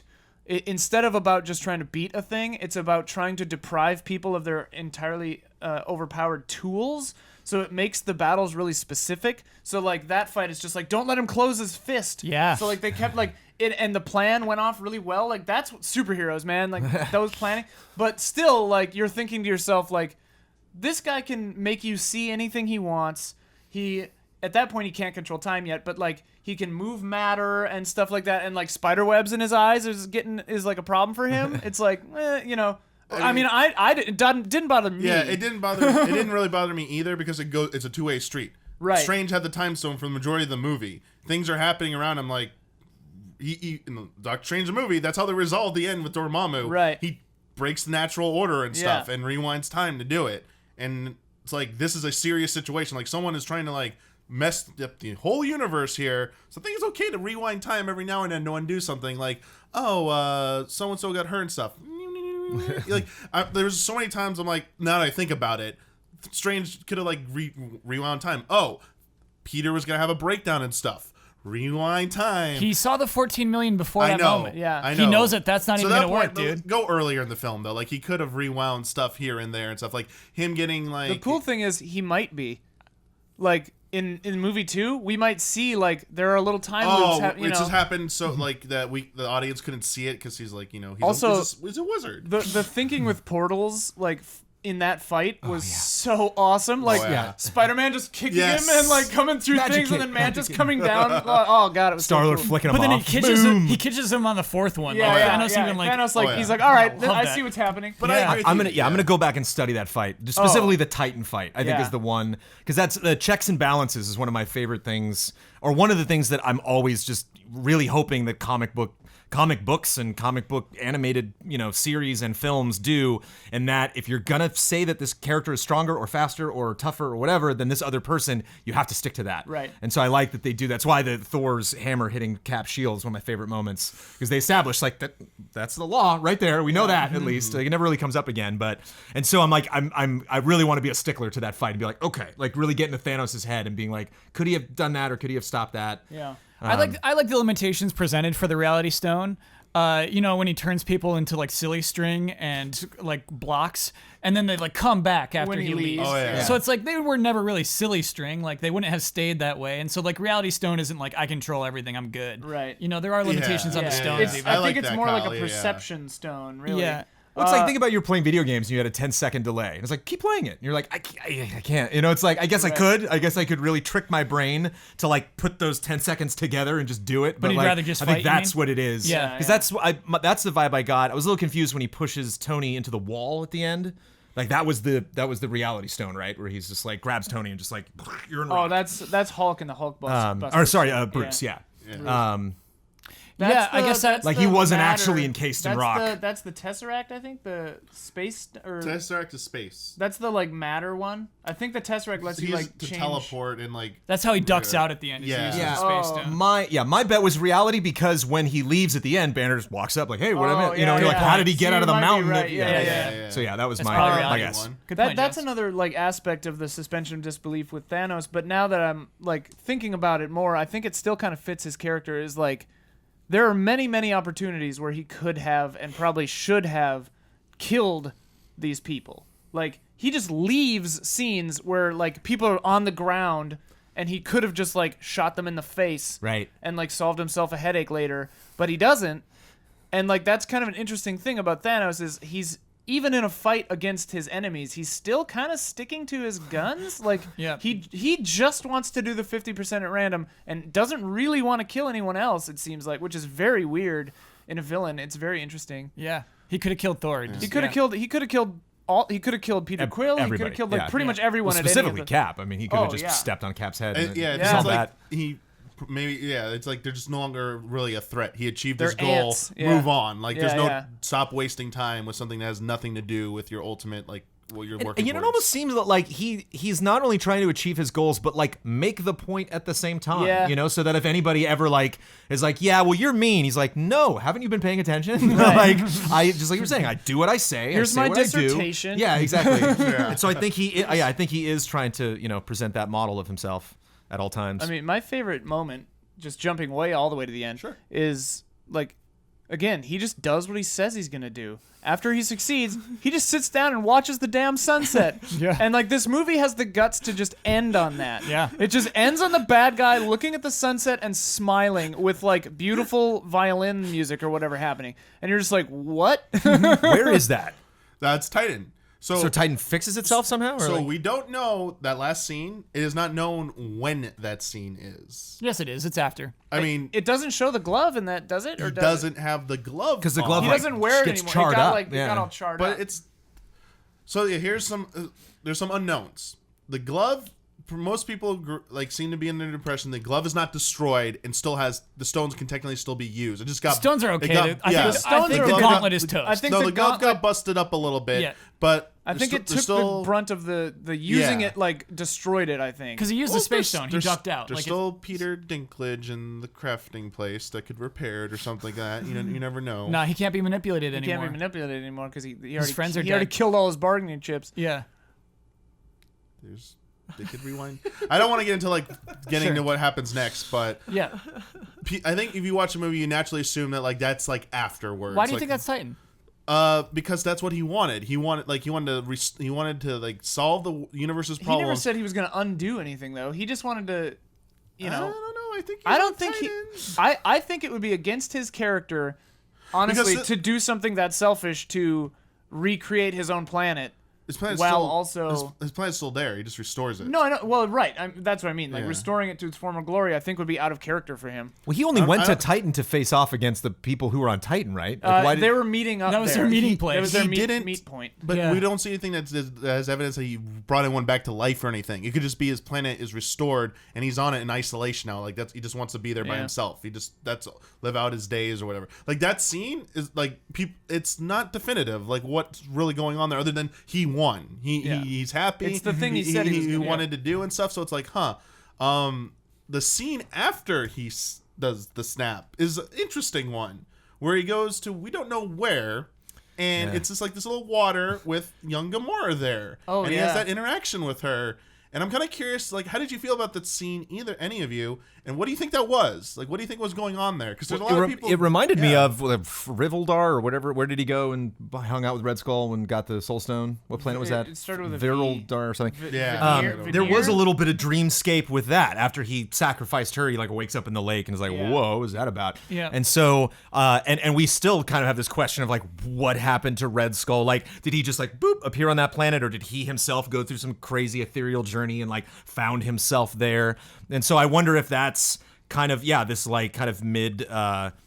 Like this other dimension that's just kind of like of the mind, like in between our different universes or dimensions or something. I don't know. My initial impression was that it was like the Soul Stone, or like somehow the combination of all the stones, like talking to him, because it seemed like the Soul Stone. Red Skull says it's wise. It has like its own wisdom, which kind of gives it this sort of sentient quality. Yeah. And so to me, part of it, I thought at first blush when that scene happened was I thought the universe was gonna kind of like what Gamora said. I thought the universe might be like, hey man, what are you up to? I'm glad it wasn't that, but for Yeah. a second I was like, oh, are the stones gonna like judge him first and like see if he's worthy of doing his plan? But yeah, whether or not it's just his mind or the stones like showing him a thing, I don't know. It was interesting though. Yeah. When you think about Gamora, like that's really the only person he has left. I mean, she's dead, but like that's really the only person he has left. Like all of his children died in this film, or Yeah. the children. And got Nebula? He's got Nebula, I guess, but like she's Did it not, show like, what happened to the 3 that were fighting in Wakanda? There don't were recall. two in Wakanda. It was the big axe guy and the Big axe gal. guy I don't remember what happened to axe guy. The was gal got sick. thrown up He into got- the yeah, wheel. he got- One of those. So like, the Hulkbuster Yeah. arm shoots off. oh yeah, yeah, and yeah. he That's gets right. like- Up into he the gets- sky and he blows Yeah, up in the he gets shield. like- Yeah. Okay, so Love they're that. all they all dead. die. Yeah, they're all Yeah, dead. They all die. That's a moment that I mean, this is just a weird aside, but like, it's one of those things that superhero movies always do where it's like, oh, now all the women are over here fighting together, which I thought was like, it's one of those things where it's like, hey, it's cool that these women are fighting, but it's also like, but must they go off on their own while the men are fighting over here? I think it was the same as Thor and the Guardians Weird meeting moment. together. They're just kind of like finding like-minded, almost Yeah, kind of yeah, doing the yeah. opposite of that too. I one of my favorite tiny little pair-ups was Winter Soldier and Rocket. It just picks Yeah. Rocket up. He's like, I'm gonna get that spins arm. around. Yeah. You know, but, like, And he's like, I'm They, gonna it, get that it arm. almost seemed kind of like two polar opposites where they either put like very like-minded people together or the exact opposite. Yeah. you know? Yeah. I mean, again, it didn't like really bother me. It was just kind of like, oh, we're doing But that. I okay. wonder if like it's kind of because you think about this is probably a horrible example for any of us to compare ourselves emotionally to all of the crazy magical things happening in this movie. But like you think when you like are done with a big project, when we do videos, you like upload a project, you're like, oh, I'm done, and your mind just kind of floats around, and you're like, what do I want to do now? You know, like what's important to me now that I've just been so obsessed with this one thing for so long, and it's over. You know, or maybe like you finish a good book, or like even now that we're done with this Marvel thing, and everyone's kind of like, so what's the movie after Infinity War? You know, like what's next? Yeah. I think maybe that's kind of where his head was at, where he's like, oh, okay, well now I've done everything I want. I have no friends. Certainly, like everyone in this universe is pissed at me. What do I have left? And it's like Gamora. Like you still have this connection to her that's kind of like you're not done dealing with that. Yeah. And so like I think he still harbors that guilt, and he's still like wishes she was there. And so I think it was maybe just his brain still having some of that power left and manifesting her in a way. He's gonna go grieve. Actually, I got one question about one of the other children of Thanos. The one that they pretended was dead. He got stabbed in the stomach, but then like he shows up in a spaceship and he's just like, Scarlet Witch just left. Now's our chance to get Vision. Do you remember that? Like he looks like an elf. And then he just throws T'Challa's sister off the balcony. We never see her again. Yeah. I think she dodged out of the way. Yeah, I think she's I fine. mean, Shuri. They got like thrown from a balcony. I mean, like 2 floors. I think you would have seen her very specifically die if she had died. Yeah. But It's Shuri's- just funny that we Shuri's never still see her. alive. But I again. really liked that moment because how typical is it for in a bad superhero film she would have fixed yeah. Vision just in the ran nick of time. time, Right in and the- I like yeah. that moment where she's like, I've got to fuck it. Okay. yeah. I'm She's just not like, gonna can't be able to do do it. this. Yep. So let me just get out of Yeah. harm's way. Yeah. What? I don't know what happened to him. I think. Was still he the one alive. who got stabbed in the stomach? Yeah. Well, the confusing thing, well, maybe it's just a double blind, but like the female son of Thanos says, and you're gonna pay for his life or whatever. Yeah. But I think she's just That was a like, trick. It's a trick. Yeah. Yeah. Here's a Wait. Oh no, she was talking about the guy who got sucked out of the UFO. oh. Oh, okay. But they don't know about that. None of them know about He never that. came back. So I think No, they, but they put don't two know and two about together. that. The people saying it didn't work out so well for your friend. Like, why does she say? I don't know. She says you're gonna pay for his life. That means that one of the humans or one of the good guys says something about one of the sons of Thanos. It has to have been the other one that they were fighting. It has to have been the one that's The an elf guy, yeah. Unless there's one more that we're forgetting about. I'm trying to remember. The only thing I remember, the last thing I remember with the elf person was, I think, Vision charging through or whatever, right? Because he wakes up, right? They fall together. Because they fall And then together. Cap says we've got a vision problem. Yeah, we have a vision problem, and like I'm trying to remember what immediately happens after Yeah. this. I forget if like Scarlet Witch shows up and like kills that elf. Like something happens in that forest. Like Captain America gets there too. I'm trying to remember. Sorry, like when Thanos showing up is like dominates my memory yeah, at that sure. point, so Yeah, it's a yeah. little hazy. Also, Vision kind of sucks. Yeah. I saw a lot of sentiment about that online, Like, and didn't he used to be like the ultimate badass? he did have to kind of sacrifice himself for this movie in a lot of ways. And I think one of them was, and then again, it's that emotion, I think, overpowering. We're talking about Quill earlier, Yeah. where you're just like, come on, be awesome and always, and like you're seeing these limitations of these characters' personalities. And I think he just got beat. I think he just feels really powerless because he's putting himself and the people he cares about in such a precarious situation, because it's not like, oh yeah, I'm a wizard betrothed to this, time stone, so I need to protect it. He's like, I am this. This is me, yeah, as far as yeah. I know. Yeah. And so my mere existence is screwing everybody over. And like all he wants to do is just be a normal boy, right? So I think I think that just kind of got to him. There I was think one- I think he was always like, it's best for me to just not get involved. And it sucks for people. I've seen a lot of people that are like have followed his character for so many arcs and are like Yeah. reading him right now in comics that are Yeah. like, he sucked. He didn't do anything, and I just Yeah. think it was just unnecessary. When you have 50 characters, There was you one gotta. throwaway line that I didn't hear what he said or understand what he said. When the blade from one of the sons of Thanos stabs him, he says kind of under his breath to Scarlet Witch, he's like, the blade is preventing me from phasing. phasing. He used to be able to like go through Yeah. walls. So I couldn't understand what he said, Yeah. phasing. So I think something about the blade like just sapped his powers too. But yeah. Yeah, to me, like I actually really like his implementation and how limited it is. Like, so I hate Age of Ultron big time. Oh, yeah. It's not a good movie. And Like, a so lot it's of just people like don't like I it, think they yeah. introduced Vision the worst possible way, as it just like this weird. He's like Tony's AI plus Ultron, you know, just Yeah. all plus the Mind Stone. So like, I think that his role was exactly as big as it should have been. Basically, you had this dumb thing that like, all right, thanks Joss Whedon. Now what do I do with this? And so like, I think actually like making Scarlet Witch and that guy fall in love and like have them have a relationship with each other, I think is actually like a good Was call. that set up or is that just like That's established in the comics. Like Oh, he and Scarlet Witch have long had Is a in Yeah. the relationship together. films, there's just a They were little, roommates. Like, yeah, Yeah, Vision's yeah. kind of like protective of her. Yeah, but okay. I never saw it as being really romantic or anything like that. Right. So, Does she live? Is she at the end or does she disappear? She disappears. Yeah. Scarlet Witch does. Oh, her actually the animation. It's terrible because like visually, you know, you want each of those like fadeaways to have such an impact, but it's just like, hey, when you see one dust off, you see them all. But like hers really got to me for some reason. Like they really held on like the mask of her face that just kind of Yeah. like fell away. They all happen at different rates, which I Yes. thought was kind of funny. You know, whatever, it's fine.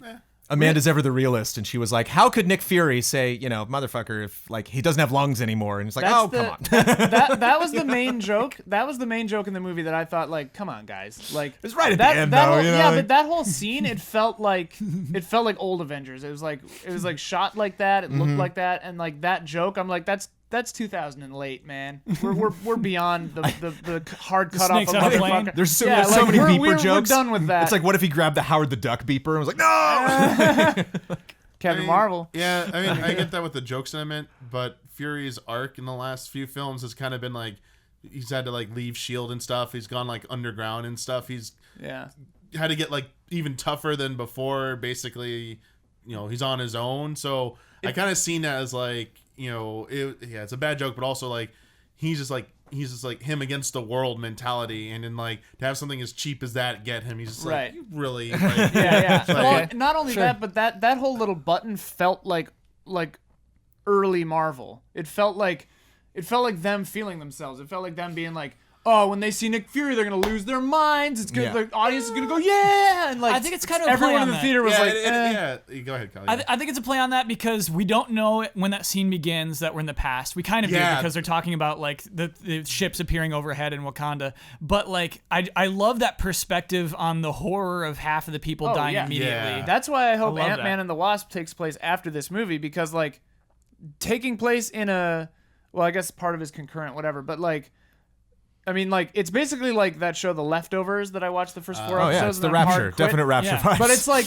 because that was 2% and everyone lost their marbles. This is 50% in the entire universe. Like, think of all the plane crashes, the car crashes, like the fallout, Yeah. the amount of crime that's going to rise in the wake of like half the police force disappearing. Like, that's a world I want to see a movie in. And like, Yeah. I wonder if we're going to wait until Avengers Infinity War 2, which I really hope is called Infinity Wars, where S is a dollar sign.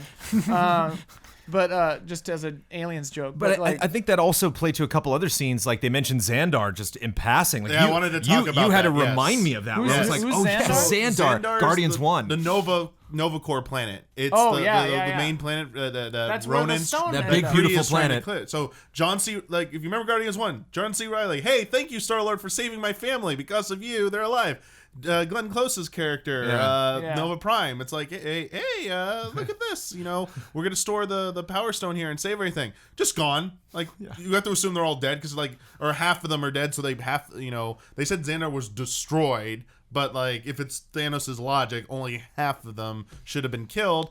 those characters could be dead and stuff, but we Yeah. never see this. We're just told Right. this. So we just hear about We it. just Like, hear oh about yeah, it. he says he destroyed Xandar last week, Yeah. and that's just all we Yeah. hear. And nowhere as well, like seeing Yeah. the, Oh, the, yeah. the Nowhere reveal from- of the fire and then like landing and being like, where is everybody? This is Yeah. strange. And I love the collector waving goodbye, being like, I'm already dead. Yeah. Like I Marvelous, died marvelous, probably yeah. 2 days ago. Yeah. Like I thought that was done. Just kind of this playfulness of like our hearts breaking again and again. Yeah. I get why they had to do it because like the pacing, like they had to get a lot accomplished in this film, and if they probably would have had to start on a scene with Thanos arriving in Xandar and doing that. I think they Yeah. achieved what they probably would have established with that in the current opening scene of like Thanos. The stakes are high, he's powerful, and then you get the flashback like, oh, he does destroy half planets and stuff like that. Like I think it would have been too extraneous, honestly. As much as it kind of stunk that like. We'd seen it before. It's like, oh, it just got an off-screen death. The whole planet. Yeah. I wonder how much was in the script that isn't like. I wonder if there's going to be a Lord of the Rings extended Blu-ray of it, like a 4-hour version, or if they I'd watch it. if they really cut with such economy.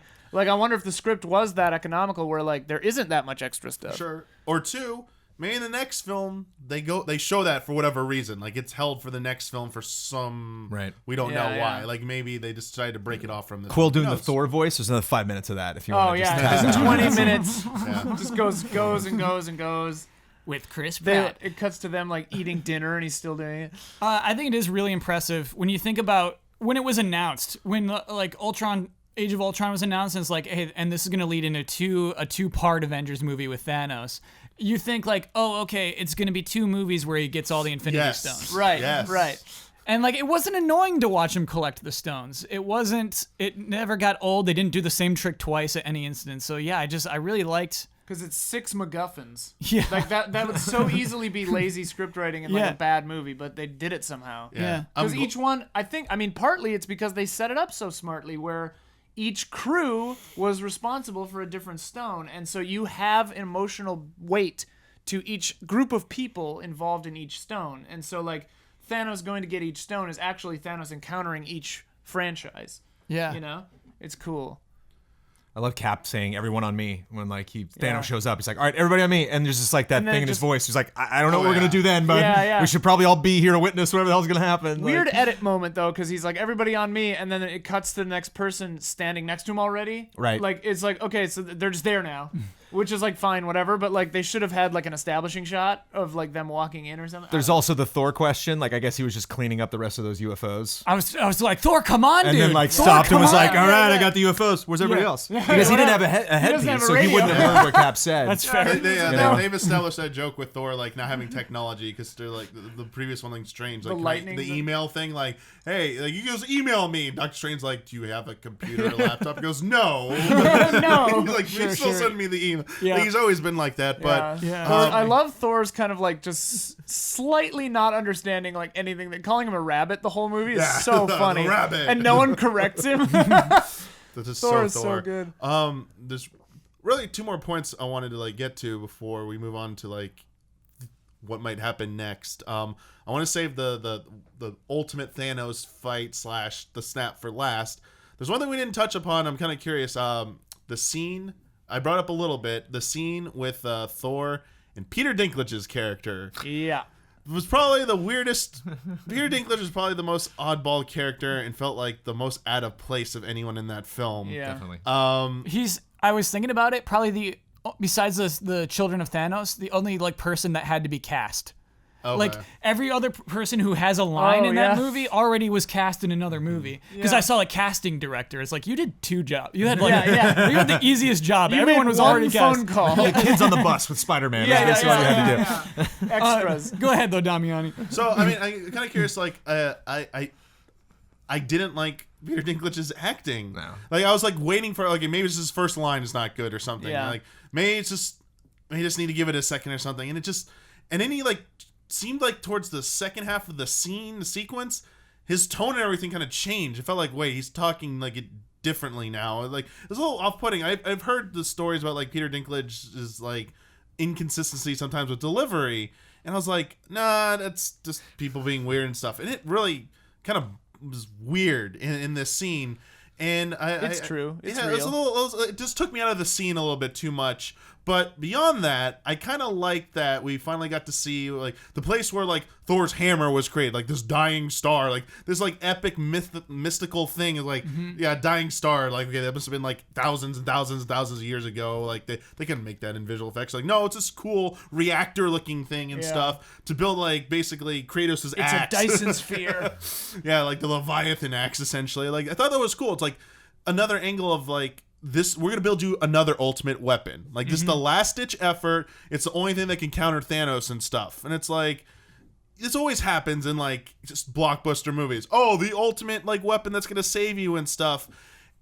And I love that payoff, which leads into the last point I want to talk about.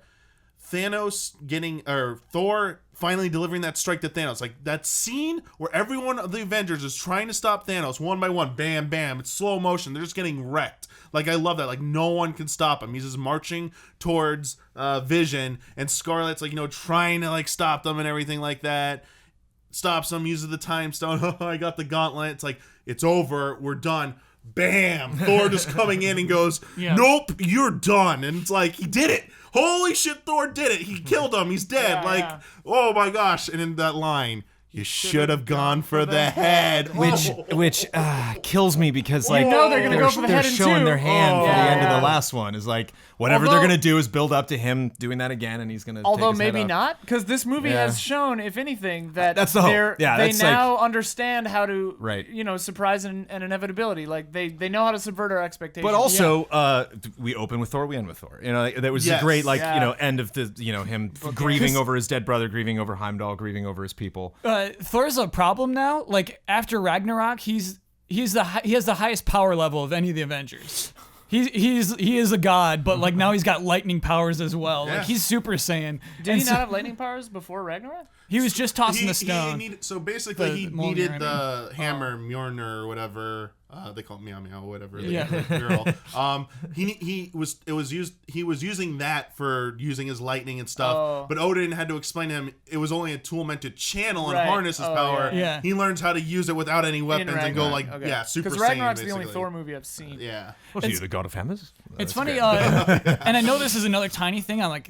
We should talk about the final scene. I just like that he got an eyeball. It's just one of the things I was thinking about while I was driving. Is just like, it's because I saw his billboard. It's like his eye patch looks dumb, and like really, they don't have the technology, right? That they have so much technology at this point. Wakanda can toss you an eye in 30 seconds. And so I'm glad he just got an eyeball. It's like Suri's got like a basket full of eyes. And it was like there's no point in the plot for him to have an eyeball, but it's just like okay, now he's maybe like to establish some like kinship with Rocket, but yeah. I like though that what I liked about the Thor losing an eye was that ongoing battle damage is a thing. Yes. Like I'm gonna knock that off. If I leave that there, I'm gonna go. Psh. I like that aspect of it. Consequences. Yeah, consequences, lasting consequences. For sure. And I like, Kyle, how that fit within everything they've been working towards. Raccoon had an obsession with collecting random eyeballs and parts over the past two Guardians films. Yeah. And one of them finally had a payoff. It's like, oh, you need an eye? Well, here you go. Should have watched it, though. Yeah. That was I pretty liked, I thought it was, I actually sort of disagree with an earlier point that you had, Jones, that there wasn't enough Groot. I think there was the right amount of Groot because there's nothing more insufferable than a teenager in media. I did love the I am Groot. Like, especially from how many I am Groot jokes we've gone They through. play it for the joke. To bring a new one out. They play it for the joke, and like it. that's all you need. But then like he does have that payoff, and that's the nice thing about this movie that they didn't. I mean, again, I'm not trying to pick on Dark Knight Rises, but like this movie does what that should have, where it's like it honors the audience enough by not rehashing arcs. So it's like we have the Groot arc from the other movies, and to pay it off with him sacrificing an arm as a teenager to make that axe handle was a very cool moment that like for me played really well in this movie just because of the history you have from other movies, and like every character was like that in this movie. But yeah, I really liked that moment too. I mean, even though it was a little set up where like Peter Dinklage was just like, "Where's the handle?" I was like, what do you think about that now, dude? I was like, you're like the baddest ass I was weapon gonna maker in ask the about universe. that. Like that's stupid. It's stupid, but it led to Groot making the handle. It was necessary. Yes, I'm Which glad is you hit fun. that. Yeah. That's Which what I was is gonna ask cool. you specifically Right. about that sequence. Was like the Groot payoff. Like, did Yeah. you feel that was like good and stuff? Like, Yeah. it's like but it's not a cool metal handle anymore. It's like, no, it's Way magical better. It's- Groot. yeah, man. Yeah. Like, yeah. It I makes love me that. wonder about the strength of Groot, because I mean, like an axe is only as good as the Dude. strength of its handle. Groot did "We Are Groot" move in Guardians 1, like Yeah, and Q. died. But he took like a giant ship crashing into a planet and let them survive that. Like He chopped his own arm off if he without could- any effort, though. But that's You know? like that's It's not- his own. That's It's like diamond on cutting diamond. diamond. Yeah. So he's tougher than diamond. Yeah, He's diamond on diamond, Groot is okay. one of the strongest materials in the universe. Groot so is, yeah. Groot. I just I don't- well, but it's also I don't just know. it's a really cool Yeah. thing that'll be hopefully ongoing. Is like there's a little piece of Guardians of the Galaxy in the Thor mythos now. It's neat. Yeah, he's gonna join Yeah. them. Come Yeah. on, make it happen. But yeah, the final scene, the snap. Like, Yes. I gotta know your feelings, like Oh, that yeah. with what happened, like afterward, like the picking and choosing of everyone like dying and stuff. Like, The way they time it Yeah. out is genius because it gave me personally, like everlasting cynic, right? It gave me personally the time to go like, oh, cool. 50% of people are going away. Of course, plot armor. All the superheroes didn't get touched by it. Tra la la. And then like Bucky disappears, and I'm like, oh, okay, all right. So they're gonna get rid of the ones you don't really care about. You know, Bucky, a few other ones, and then like. Some other like important ones start going away. Black and Panther, when Black man. Panther went away, I was went, like, oh, in theaters. I was just like, oh, no. And like it's not only it's not even 50% of our heroes. It's like most of them, because like it's 50% on the whole, right? So like statistically speaking, it's gonna be a lot of your friends. Like some people are gonna get lucky, some people are gonna get hosed. Like Tony Stark alone on Titan now. With Nebula. Nebula. Nebula's there. Nebula's still there? Yeah. Okay, Yeah. but like, okay, so he'll get off with fly away with Nebula. But like, still, it's just like, yo, like the shot on Earth, which bothers me that Okoye's not in it, or whatever her name is, but like, the shot on Earth where it's like Cap, Thor, Banner. War Machine, Banner, Scarlett Johansson, Rocket. and Rocket, where it's just like, here's who's left. Here's the Avengers plus Iron Man, like, and Okoye. But it's just like, yeah, man. They did it. I the timing of it, and of course, I mean, we talked about the Spider-Man scene, but like, oh man, Yeah. Yeah, because I think like a lot leading into it is like, who's going to die? It's going to be Cap. It's going to be Iron Man. Right. And it's like, no, it's going to be a lot of people and not either of those two. yeah. I But love like, that. I like that there was a lot of surprise too. To me, the one that got me more than it was Spider-Man was just like, I think they really built that up too, especially with him. yeah. Again, it's Yeah. just like everything almost seemed to like time out perfectly with just like this introduction at the beginning, and so him like saying that he wanted a child, and you know him having this kind of like pseudo son with Peter. But there's just a lot of surprise. There's a lot of like, you know, just them all just shocked like watching these things happen. And the one character who was not surprised was Rocket. And like, Rocket's been kicked around his whole life. He's seen so many horrible things happen, and it just wrecked me to the core that he was like, no. You know, like he's like, I know it's gonna happen. I can't do anything about it. Yeah. But like, please, man, please, after everything that's happened, can I please just have Groot? Mm-hmm. Like, God, it's bad enough. He's got an attitude now, and technically he's died. Like, I technically Yeah. already lost Yeah, him. yeah. This is a new Groot. Yeah. Yeah. You know, It's so like it wasn't yeah, like it's just grief. twice. It was like he's pissed. Like, you know. So like, That's a good point. 'Cause, it'd be yeah, interesting, he it'd be interesting to watches see him. where they all end up, you know, where they have these crazy dynamics where they all have. Yeah, I and- wonder- And almost as yeah. if like if there's any moments to grieve in the next film where they're just like, we don't have time. And, like Yeah. I know we're all sad, okay? Just yeah, you know, like yeah. I think Black Panther was a shot across the bow crazy. of just anybody who had any kind of premonition the- of what was going to happen in the future. The question too is like, okay, so they wrote the script, you know, presumably they've been working on they have been working on this concurrently and before Black Panther came out and like made all the money. So it's like, how much of that was like, did they change course and have Black Panther disappear or not disappear based on the sales of the Black Panther film? Or is this how it was written and it's just how they Nah, did it? I bet they were biting their fingers because like how much like now they can't put Black Panther on the poster for the next one. Right. You know, I bet Well, they're but like, that raises an interesting point. That raises a huge point because it wasn't just the B-list actors that got wiped. It's like, yeah, it's the heads of like 3 other good huge franchises. Chris Pratt, Chris Yeah, Pratt, Chris Pratt. and Chris Pratt. the great Chris Pratt. But like, it's Tom Holland, it's Chris Pratt, it's Chadwick Boseman, like yeah, Boseman. Boseman, yeah. I'm Bosman. all of the Yeah, you're Guardians Bosman. except for No, Rocket. but it's like, you know? yeah, it's like all the Guardians except for and Nebula, I guess. But it's like realistically, in movie 2, are they really going to go an entire movie without 60% of the main characters?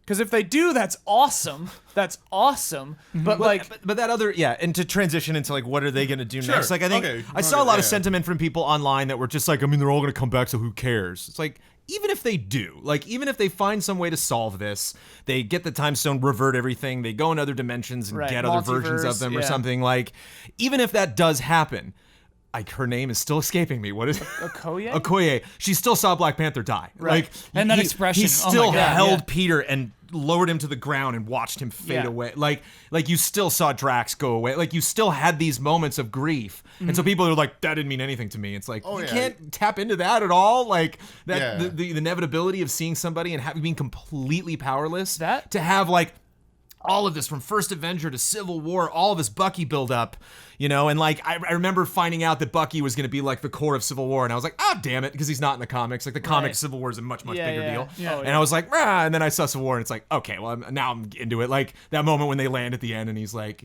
oh, I bet that girl we used to date, she's probably 100 years old. He's like, we're 100 years old too, buddy. You know, like, they did a great job, like, establishing them, and then he's just like, oh, boom, gone. And you're like, the way he says Steve, and then just disappears. Did he say I don't feel so good? No, that's Spider-Man, Spider-Man and that's become a meme. But Bucky, so he just says Steve. He just says off Steve. screen, you hear him say Steve, and then he's walking. over. Steve looks, and then he's walking and just disappears. I'm like, holy crap! Yeah. That's actually That's the something first I one, hadn't. right? I mean, like, it makes so much sense now. Like, I knew the multiverse would come into it because, like, Doctor Strange exists, but, like, I almost wish they do mild Rick and Morty spoilers. I almost wish they do.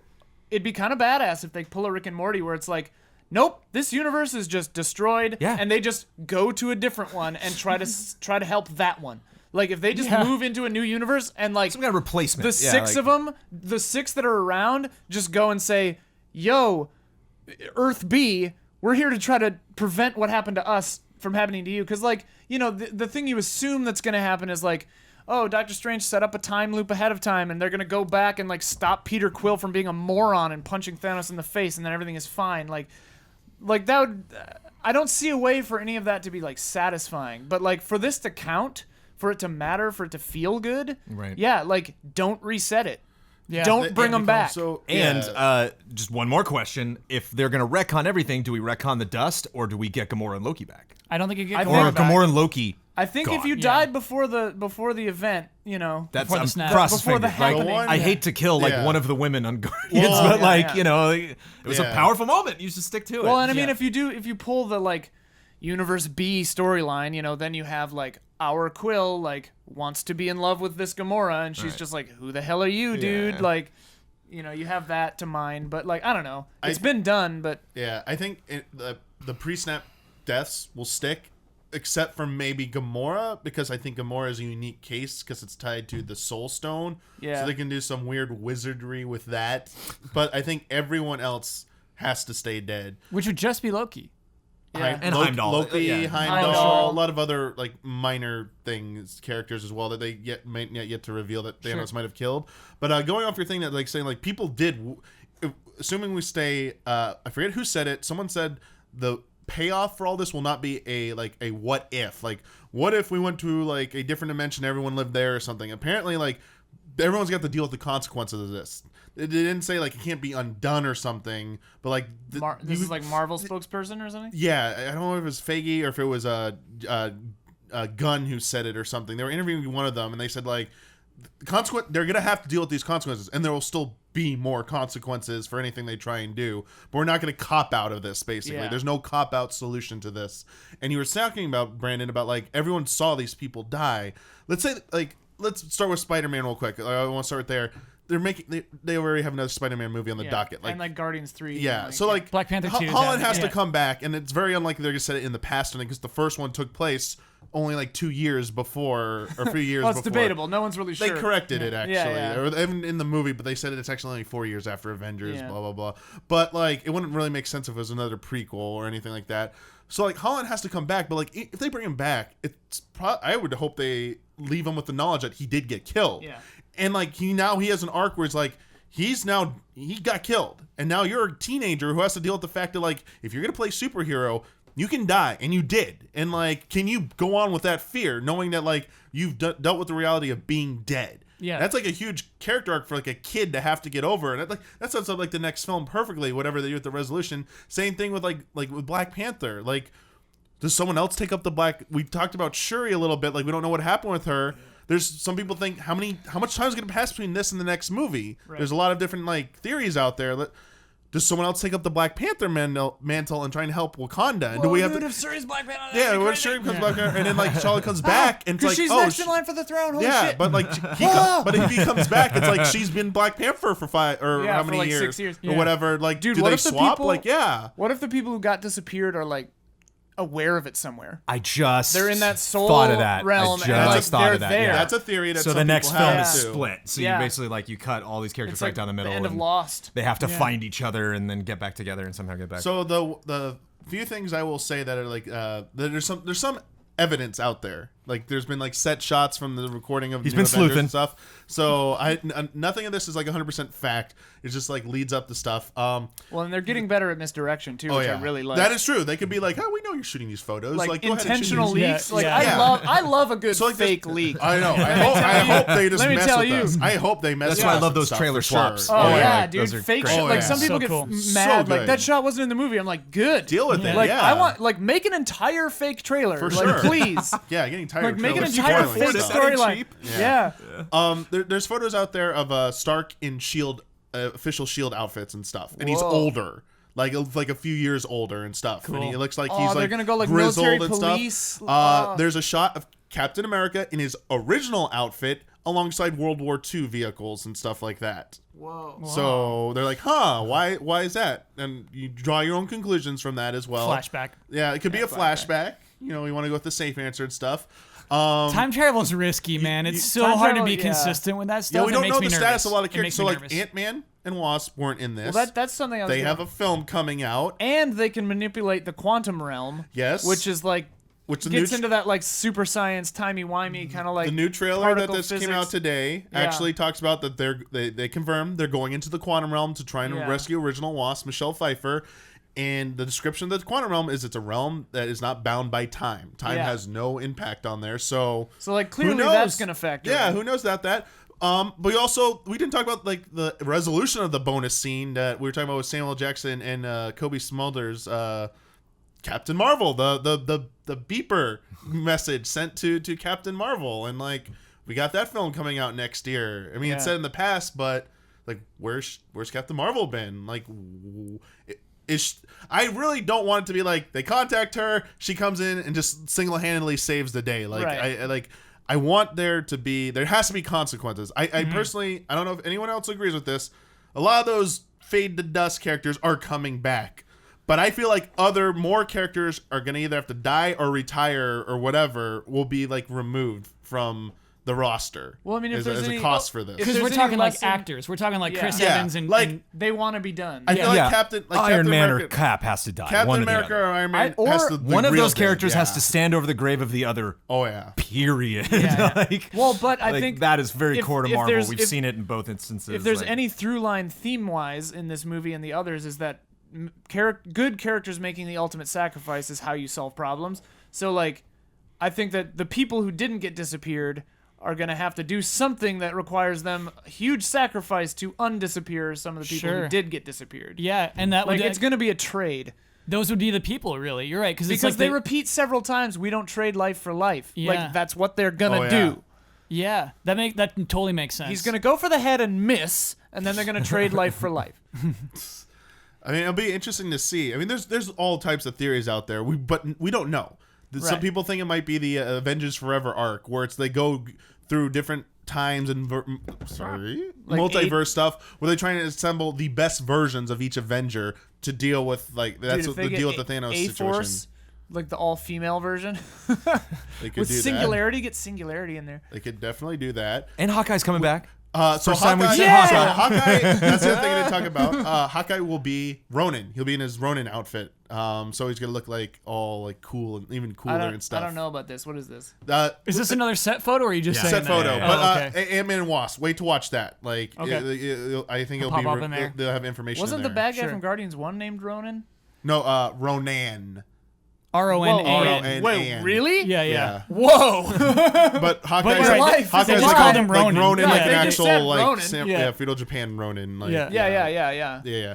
The 90s De Niro movie. For with the sure. car I mean, chase. they could do time travel, but I hope they do something we haven't thought of, like that no Yeah. one thinks of. Like We your will. whole Have thing. faith. Or just they a will. weird I- combination of everything. I very much hope that because I mean, like talk about like the highest stakes of all time Marvel's ever had to deal with is like, man, they need to surprise us so much harder now. The craziest thing though is it's the highest stakes any movie series has ever had to deal with. Yeah. Like they're just breaking ground in crazy ways with this I don't know, not franchise, they're just like with their I don't know. It takes guts. The universe. It takes guts to have like a multi-billion-dollar franchise where then you literally erase from existence 3 of your cash cows. Yeah.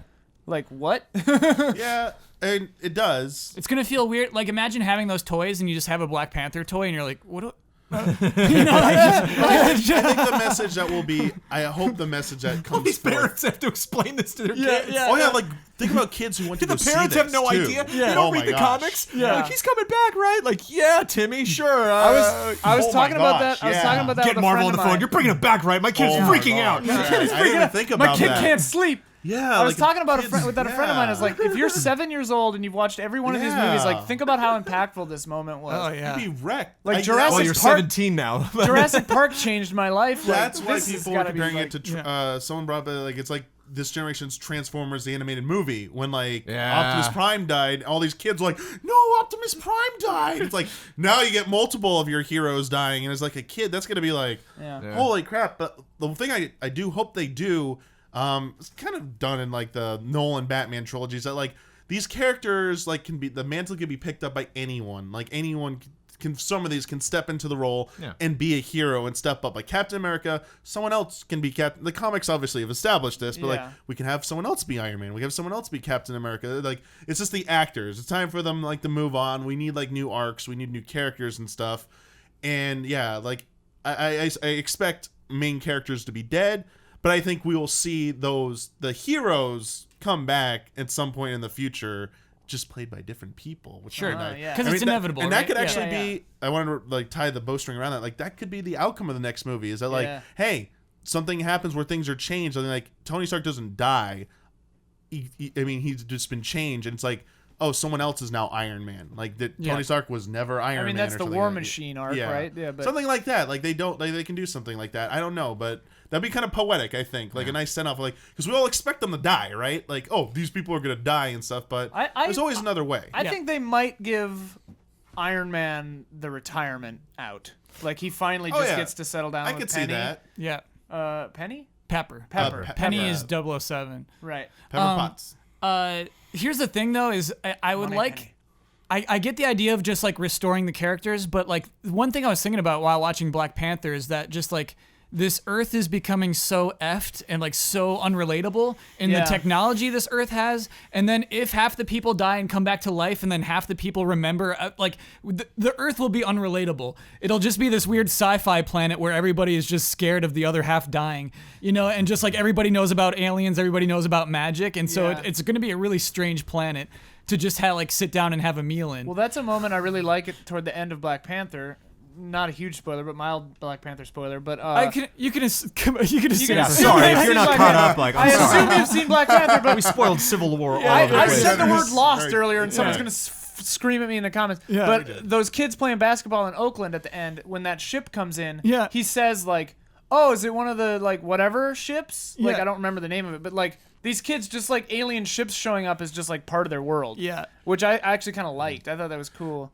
Was Tony Stark's new suit? That's all Wakanda tech, right? The Nanomachines? shit? No, that's all him. No. Oh, okay. It's like his it's the old. Because that's again was a very good joke. I like when she told Banner like, why didn't you build it this way? And he's like, because we're not as smart as you. I'm sorry. Oh yeah. Yeah. Because I don't just hang out in Techland all day. Yeah, Like, it's like that was because we great. didn't think of that. Because we didn't really think so of it's it. neat. Yeah. Yeah. But it's interesting you brought a Bond. Yeah. I mean, it's like this was so refreshing to me. Is that like I think in film you either get like a 2-3 movie arc and then nobody cares anymore and you're done, Yeah. or you just go forever until we're so like oversaturated we just don't care. There are, like, 20 It's just planned so more nice times. to just like close the book, and like write a new book. You know, like, and that's that's what feels so unique and crazy about this, and why it's so hard for me to really like quote unquote judge this movie. Because it's responsible for doing so many things all at once. For sure. Like, it is so impressive that Marvel Studios was able to stick to this ultimate vision for 10 years, despite everything that happened. Yet they were under, like, because the first several movies were under, like, the Paramount distribution agreement. Right. When we were all working at Viacom and stuff. Yeah. Then the Disney buyout happened. Right. Like, I think we talked about this offline like a week or so ago for a little bit was that I think the only casualty of the Disney thing was maybe it was around the time of like I think Thor, Dark World, and Age of Ultron. Like maybe there was some like turmoil there in those films, and neither of those turned out to be the greatest of the series. But they still recovered, and after that, like even with Disney, what's Feige's? How you pronounce it? Yeah, Feige. Like once they gave him complete control, yeah. like just done. But Yeah, like, he's like, I got this. Thor now. Dark World being bad is now in the lore. You know, like they made fun of it in Ragnarok. Yeah, they did. Yeah, you know, What like, did they say in Ragnarok? I don't remember. It was the play. the scene, the play. Oh, with, yeah. they make the play is like making fun of it. Yeah. And so I just Sam love them, Neill, you know, again, you know, feeling the pulse of their community and playing to them, but surprising them at the same time. And that's such a hard thing to do, that whether, you know, Dinklage was weird or what, it's like, I'll take it, you know? Yeah, 'cause in the film of Or the so much green good screen stuff, on it was like, Hulkbuster oh, wasn't what, great like sometimes. it's fine. Yeah, it wasn't I the kind of worst killed thing. the last shot where like they're all together. When I did that, when I was like, this is the new Avengers. Oh my God, I'm looking at everybody and like there's Banner and the CG thing in the background. green Like, screen looked what's kinda going on? terrible. It's like, oh God. I was like, why did you not do that better? But, Yeah. Or just have him step out of it. yeah, just have him come out. Yeah. But like, there's plenty of, besides what happens in the next movie, there's so many places that they can still explore. 'Cause people people think after the next movie, it's like, the hype's done. There's nothing else to do. It's like they have this Fox deal that's supposedly closing out next summer. It's like that opens up possibilities, like great things. Oh Like yeah, Marvel and Fox are finally getting like the working it out, right? X-Men stuff can. I finally can't come imagine in. like a new X-Men by Marvel. That'd be so Kyle, good. you Also, talk about, like, Earth yeah. being weird and stuff. X-Men can like, show up in Avengers 2. That'd be nuts. technically like a post. Maybe too soon. It'd Yeah. probably And be they just- said very specifically we're Post-credits. not doing post that. credits, maybe a tease with nothing, but like Yeah. they won't be involved in the the main plot. No way. But like you're talking about Kyle, like Earth's getting a little weird and stuff. Like they need to send some of the the mystical stuff needs to start happening in space, and like the Guardian stuff needs to happen on other planets. They need to send some of these superheroes to other planets. If they do get X-Men and stuff, that's terrestrial, that's Earth. They can do new plot lines that don't involve this crazy technology and like Doctor Strange powers and stuff like that. Yeah. It's like, it's like more human problems, like what we've always expected out of the X-Men and stuff. They can go focus on smaller stuff. Maybe Wolverine or something joins the Avengers and stuff, but like they can still have these nice kind of like more like grounded in reality rooted stories to satiate that. So people are like, dude, like what do you get? Like Earth's is a crazy place too. Yeah. You can't do that either. I mean, who knows? Maybe they'll finally do Doctor Doom justice and on the silver Fantastic screen. Four, yeah. Like and there are plenty of big villains. Like they could do Apocalypse, right? Because Apocalypse was horrible as an X-Men Are they movie. doing Phoenix? That's Oh next God, that's one. gonna be so like, especially because there's Yeah. a lot of sacrifice and loss in that storyline, and it's like Yeah. comparatively, Yeah. it's Like, like whatever. sorry.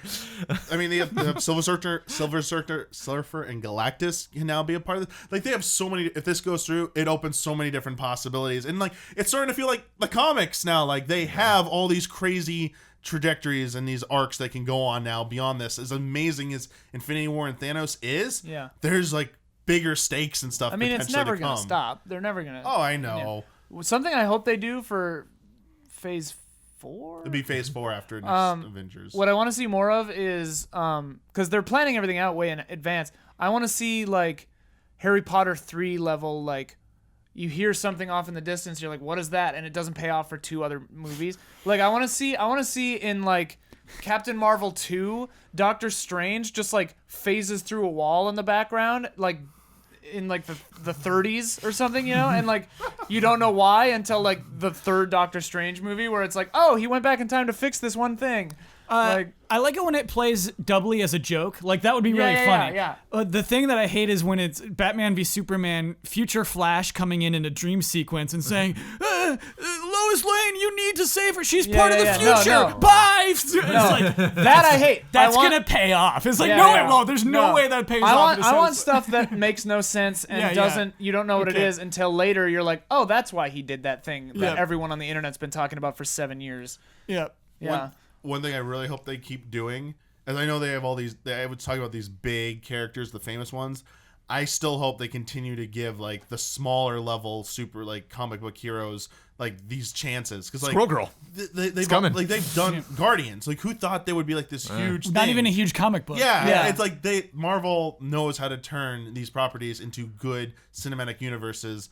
I like don't give up on doing that. Like keep bringing in the little people. They have to have a plan for Ms. Marvel. I bet they absolutely have a plan for that. Squirrel Girl would be a good movie. It's going to. They cast her. Really? Yeah. In a movie?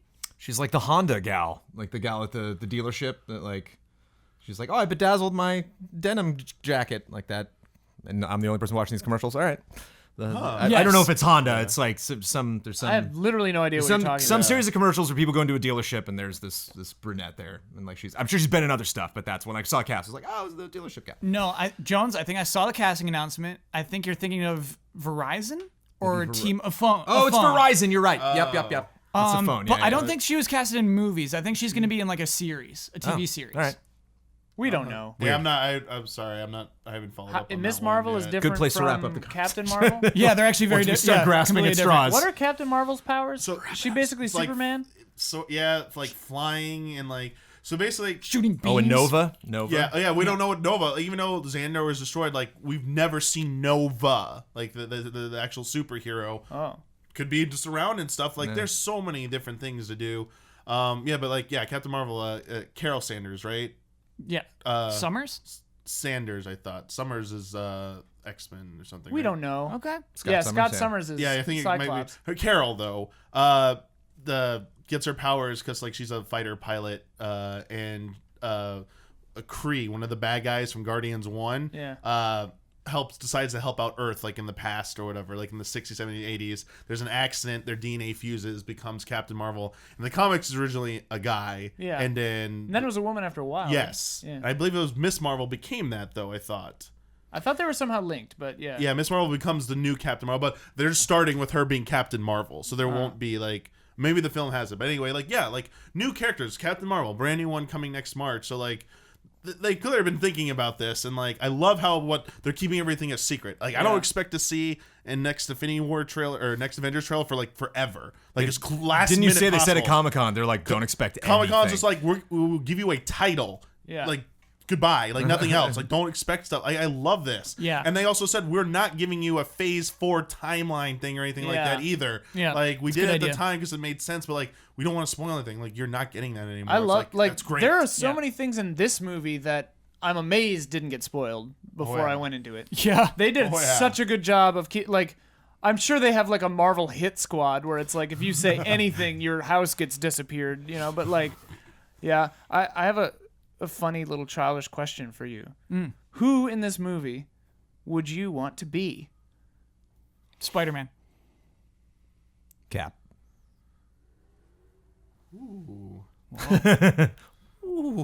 Doctor Strange. Oh Nice, yeah. dude. Good pick. Yeah. You took my. You were gonna be We can Doctor talk Strange? about Doctor Strange. Well, I'll say. I mean, it's kind of a cheating because she's not really in it. Captain Marvel would be fun, but yeah, I was gonna say Doctor Strange because I think you said earlier that Thor's the most powerful. I think I was talking about this with my friend and like how they, back in the day, the like X-Men power level kind of thing or whatever it's levels. But I think that Thor and Doctor Strange are probably the strongest good guys in the universe. Yeah. It was really like- cool to for watch. like them opposite- fight yeah. Thanos. For like opposite reasons. I was which is surprised really how much Doctor cool. Strange was in this. Yeah. Like, Yeah, he I was really, mean, really focused on. Yeah, they kind of do. Like the whole reason Doctor Strange even got like its solo movie like to be introduced is because Strange and Thor are pretty much they're the ones who are more equipped to deal with like the galaxy ending. Like in reality, Thanos, it's like Thor and Strange and other Yeah. characters who haven't yet been introduced. Because it's would like, be- what's yeah, Black like- Widow gonna do? Yeah, it makes sense, but I like how they still balance the balancing act they still do with all the characters and stuff. Just, even though we talked about suspending disbelief, but I feel like we all like this movie. Like it was really good. Yeah. and- Oh yeah. This movie's and an I- all-timer, man. I Yeah. have a shocked. question to potentially wrap up the conversation. sure. I'll start with you, Mr. Michael Damiani. What would you call this final film? The next we're getting next year. Avengers what? I like the theory that it'll be called Avengers Forever. Because I mean Like the plot line Wakanda from the Forever? comics, but Like also Batman Forever.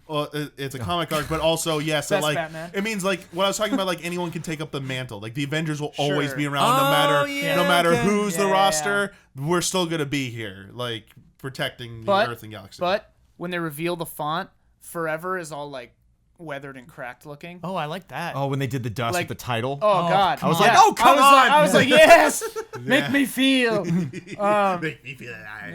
Yeah. I do want to. I think I read just in a tweet that they didn't want to announce the title because it's a spoiler. Yeah, it is. They So didn't why want. would- why would they they- do it for no, this they didn't want to movie? announce it Yeah. before this film. Right. Yeah. So, do you think Avengers? Oh, because you're saying Comic-Con is in July. you're saying because there's a comic series called Avengers Forever, that would be a spoiler. Yes, Got because it. then people would know that they revealed that. Yeah. People would know what the arc would be, like how they're going to I resolve see. it. Got what you're saying? Yeah, that's why. That would be kind of a drag though, because then doesn't it like tell people where it's headed? Because like presumably the But plot we- points. I mean, obviously it diverges a Yeah, lot. but we talked about how like Marvel's been surprising us stuff. Yeah, You know, yeah, they yeah. use these names. It hasn't been beaten even remotely close. to beating Civil War the was first not one. close. different. Yeah, Yeah, very so pretty like different. Yeah. it's just mainly like an ideology they might be Yeah, shooting yeah, for, yeah. but like we don't know how things are going to be resolved. Like we won't know until we see that film. I think Tim Geddes put it out on Twitter, but I like Avengers Endgame Whoa. because he specifically says that like this The is end game has this is begun. the end game. Yes. Oh yeah. Yeah. Avengers: The Only Way. Yeah. Something. I mean, like I Avengers Forever. I really like something like. I mean, my joke title, Infinity Wars, but no, I like. They'd have to go with like a tonal shift. This would be more like a Guardians of the Galaxy thing, but like Avengers in the multiverse or something. That's bad. Avengers Forever is really good. Maybe Rise of the Avengers. Yeah. I mean, my Shadow first, of the Avengers. My first impulse was that they would just go Avengers. I'll give you one hint to maybe help you think. I think One hint. Oh, Damiani knows. Oh, no, he knows the title. Yeah. no, not a hint about the title. Feige gave, I believe he gave a quote. Someone involved in the high level of the creation process said that tonally the next film will be different from Infinity War. Way sadder. Wait, it just gets worse. It just gets worse. Avengers into darkness. Yeah, Avengers into Avengers dark. sad. Yeah. Avengers sadder, blacker. Yeah. Avengers, uncut. it gets worse. Avengers, it gets worse. That's what I want. Avengers, it gets worse. Good marketing budget behind that All right. one. Spoilers. You have one, I forgot. What was your? Oh, Rise of the Avengers. Rise of the So we Avengers. got all that. Yep. All right. All right. Well, that's gonna wrap it up. I think. Thank you, all of you. So was much fun. passion. Good stuff. Like Good movie. And we got it Emotions. done like about an hour and a half. That's pretty good. Yeah. I like that. Shorter than Avengers: Infinity War. I want to go see it again. I know. Oh yeah, I'm definitely going to see it again. But thank you all, and we will see you all next time on the next spoiler mode. One a month. Patreon exclusive series. Spoiler mode. There will be at least one a month. Yeah. At least one a month. Yes. But it won't always be a video game, technically, right? Right. That's Our good. hope is at least one video game per month, and maybe more Oh yeah, Paul, this is the movies first and shows. one for patrons, This right? is the Yeah, first that's why I brought that yeah, up. so Thank you, Yeah. patrons. Yeah, Yes. thank you very Thank much you, for making this patrons. happen. Like, Yep. I hope that like the passion came across with this. You know, we'll be looking forward to a lot more of these when they're possible. But yes, until next time, see you all later.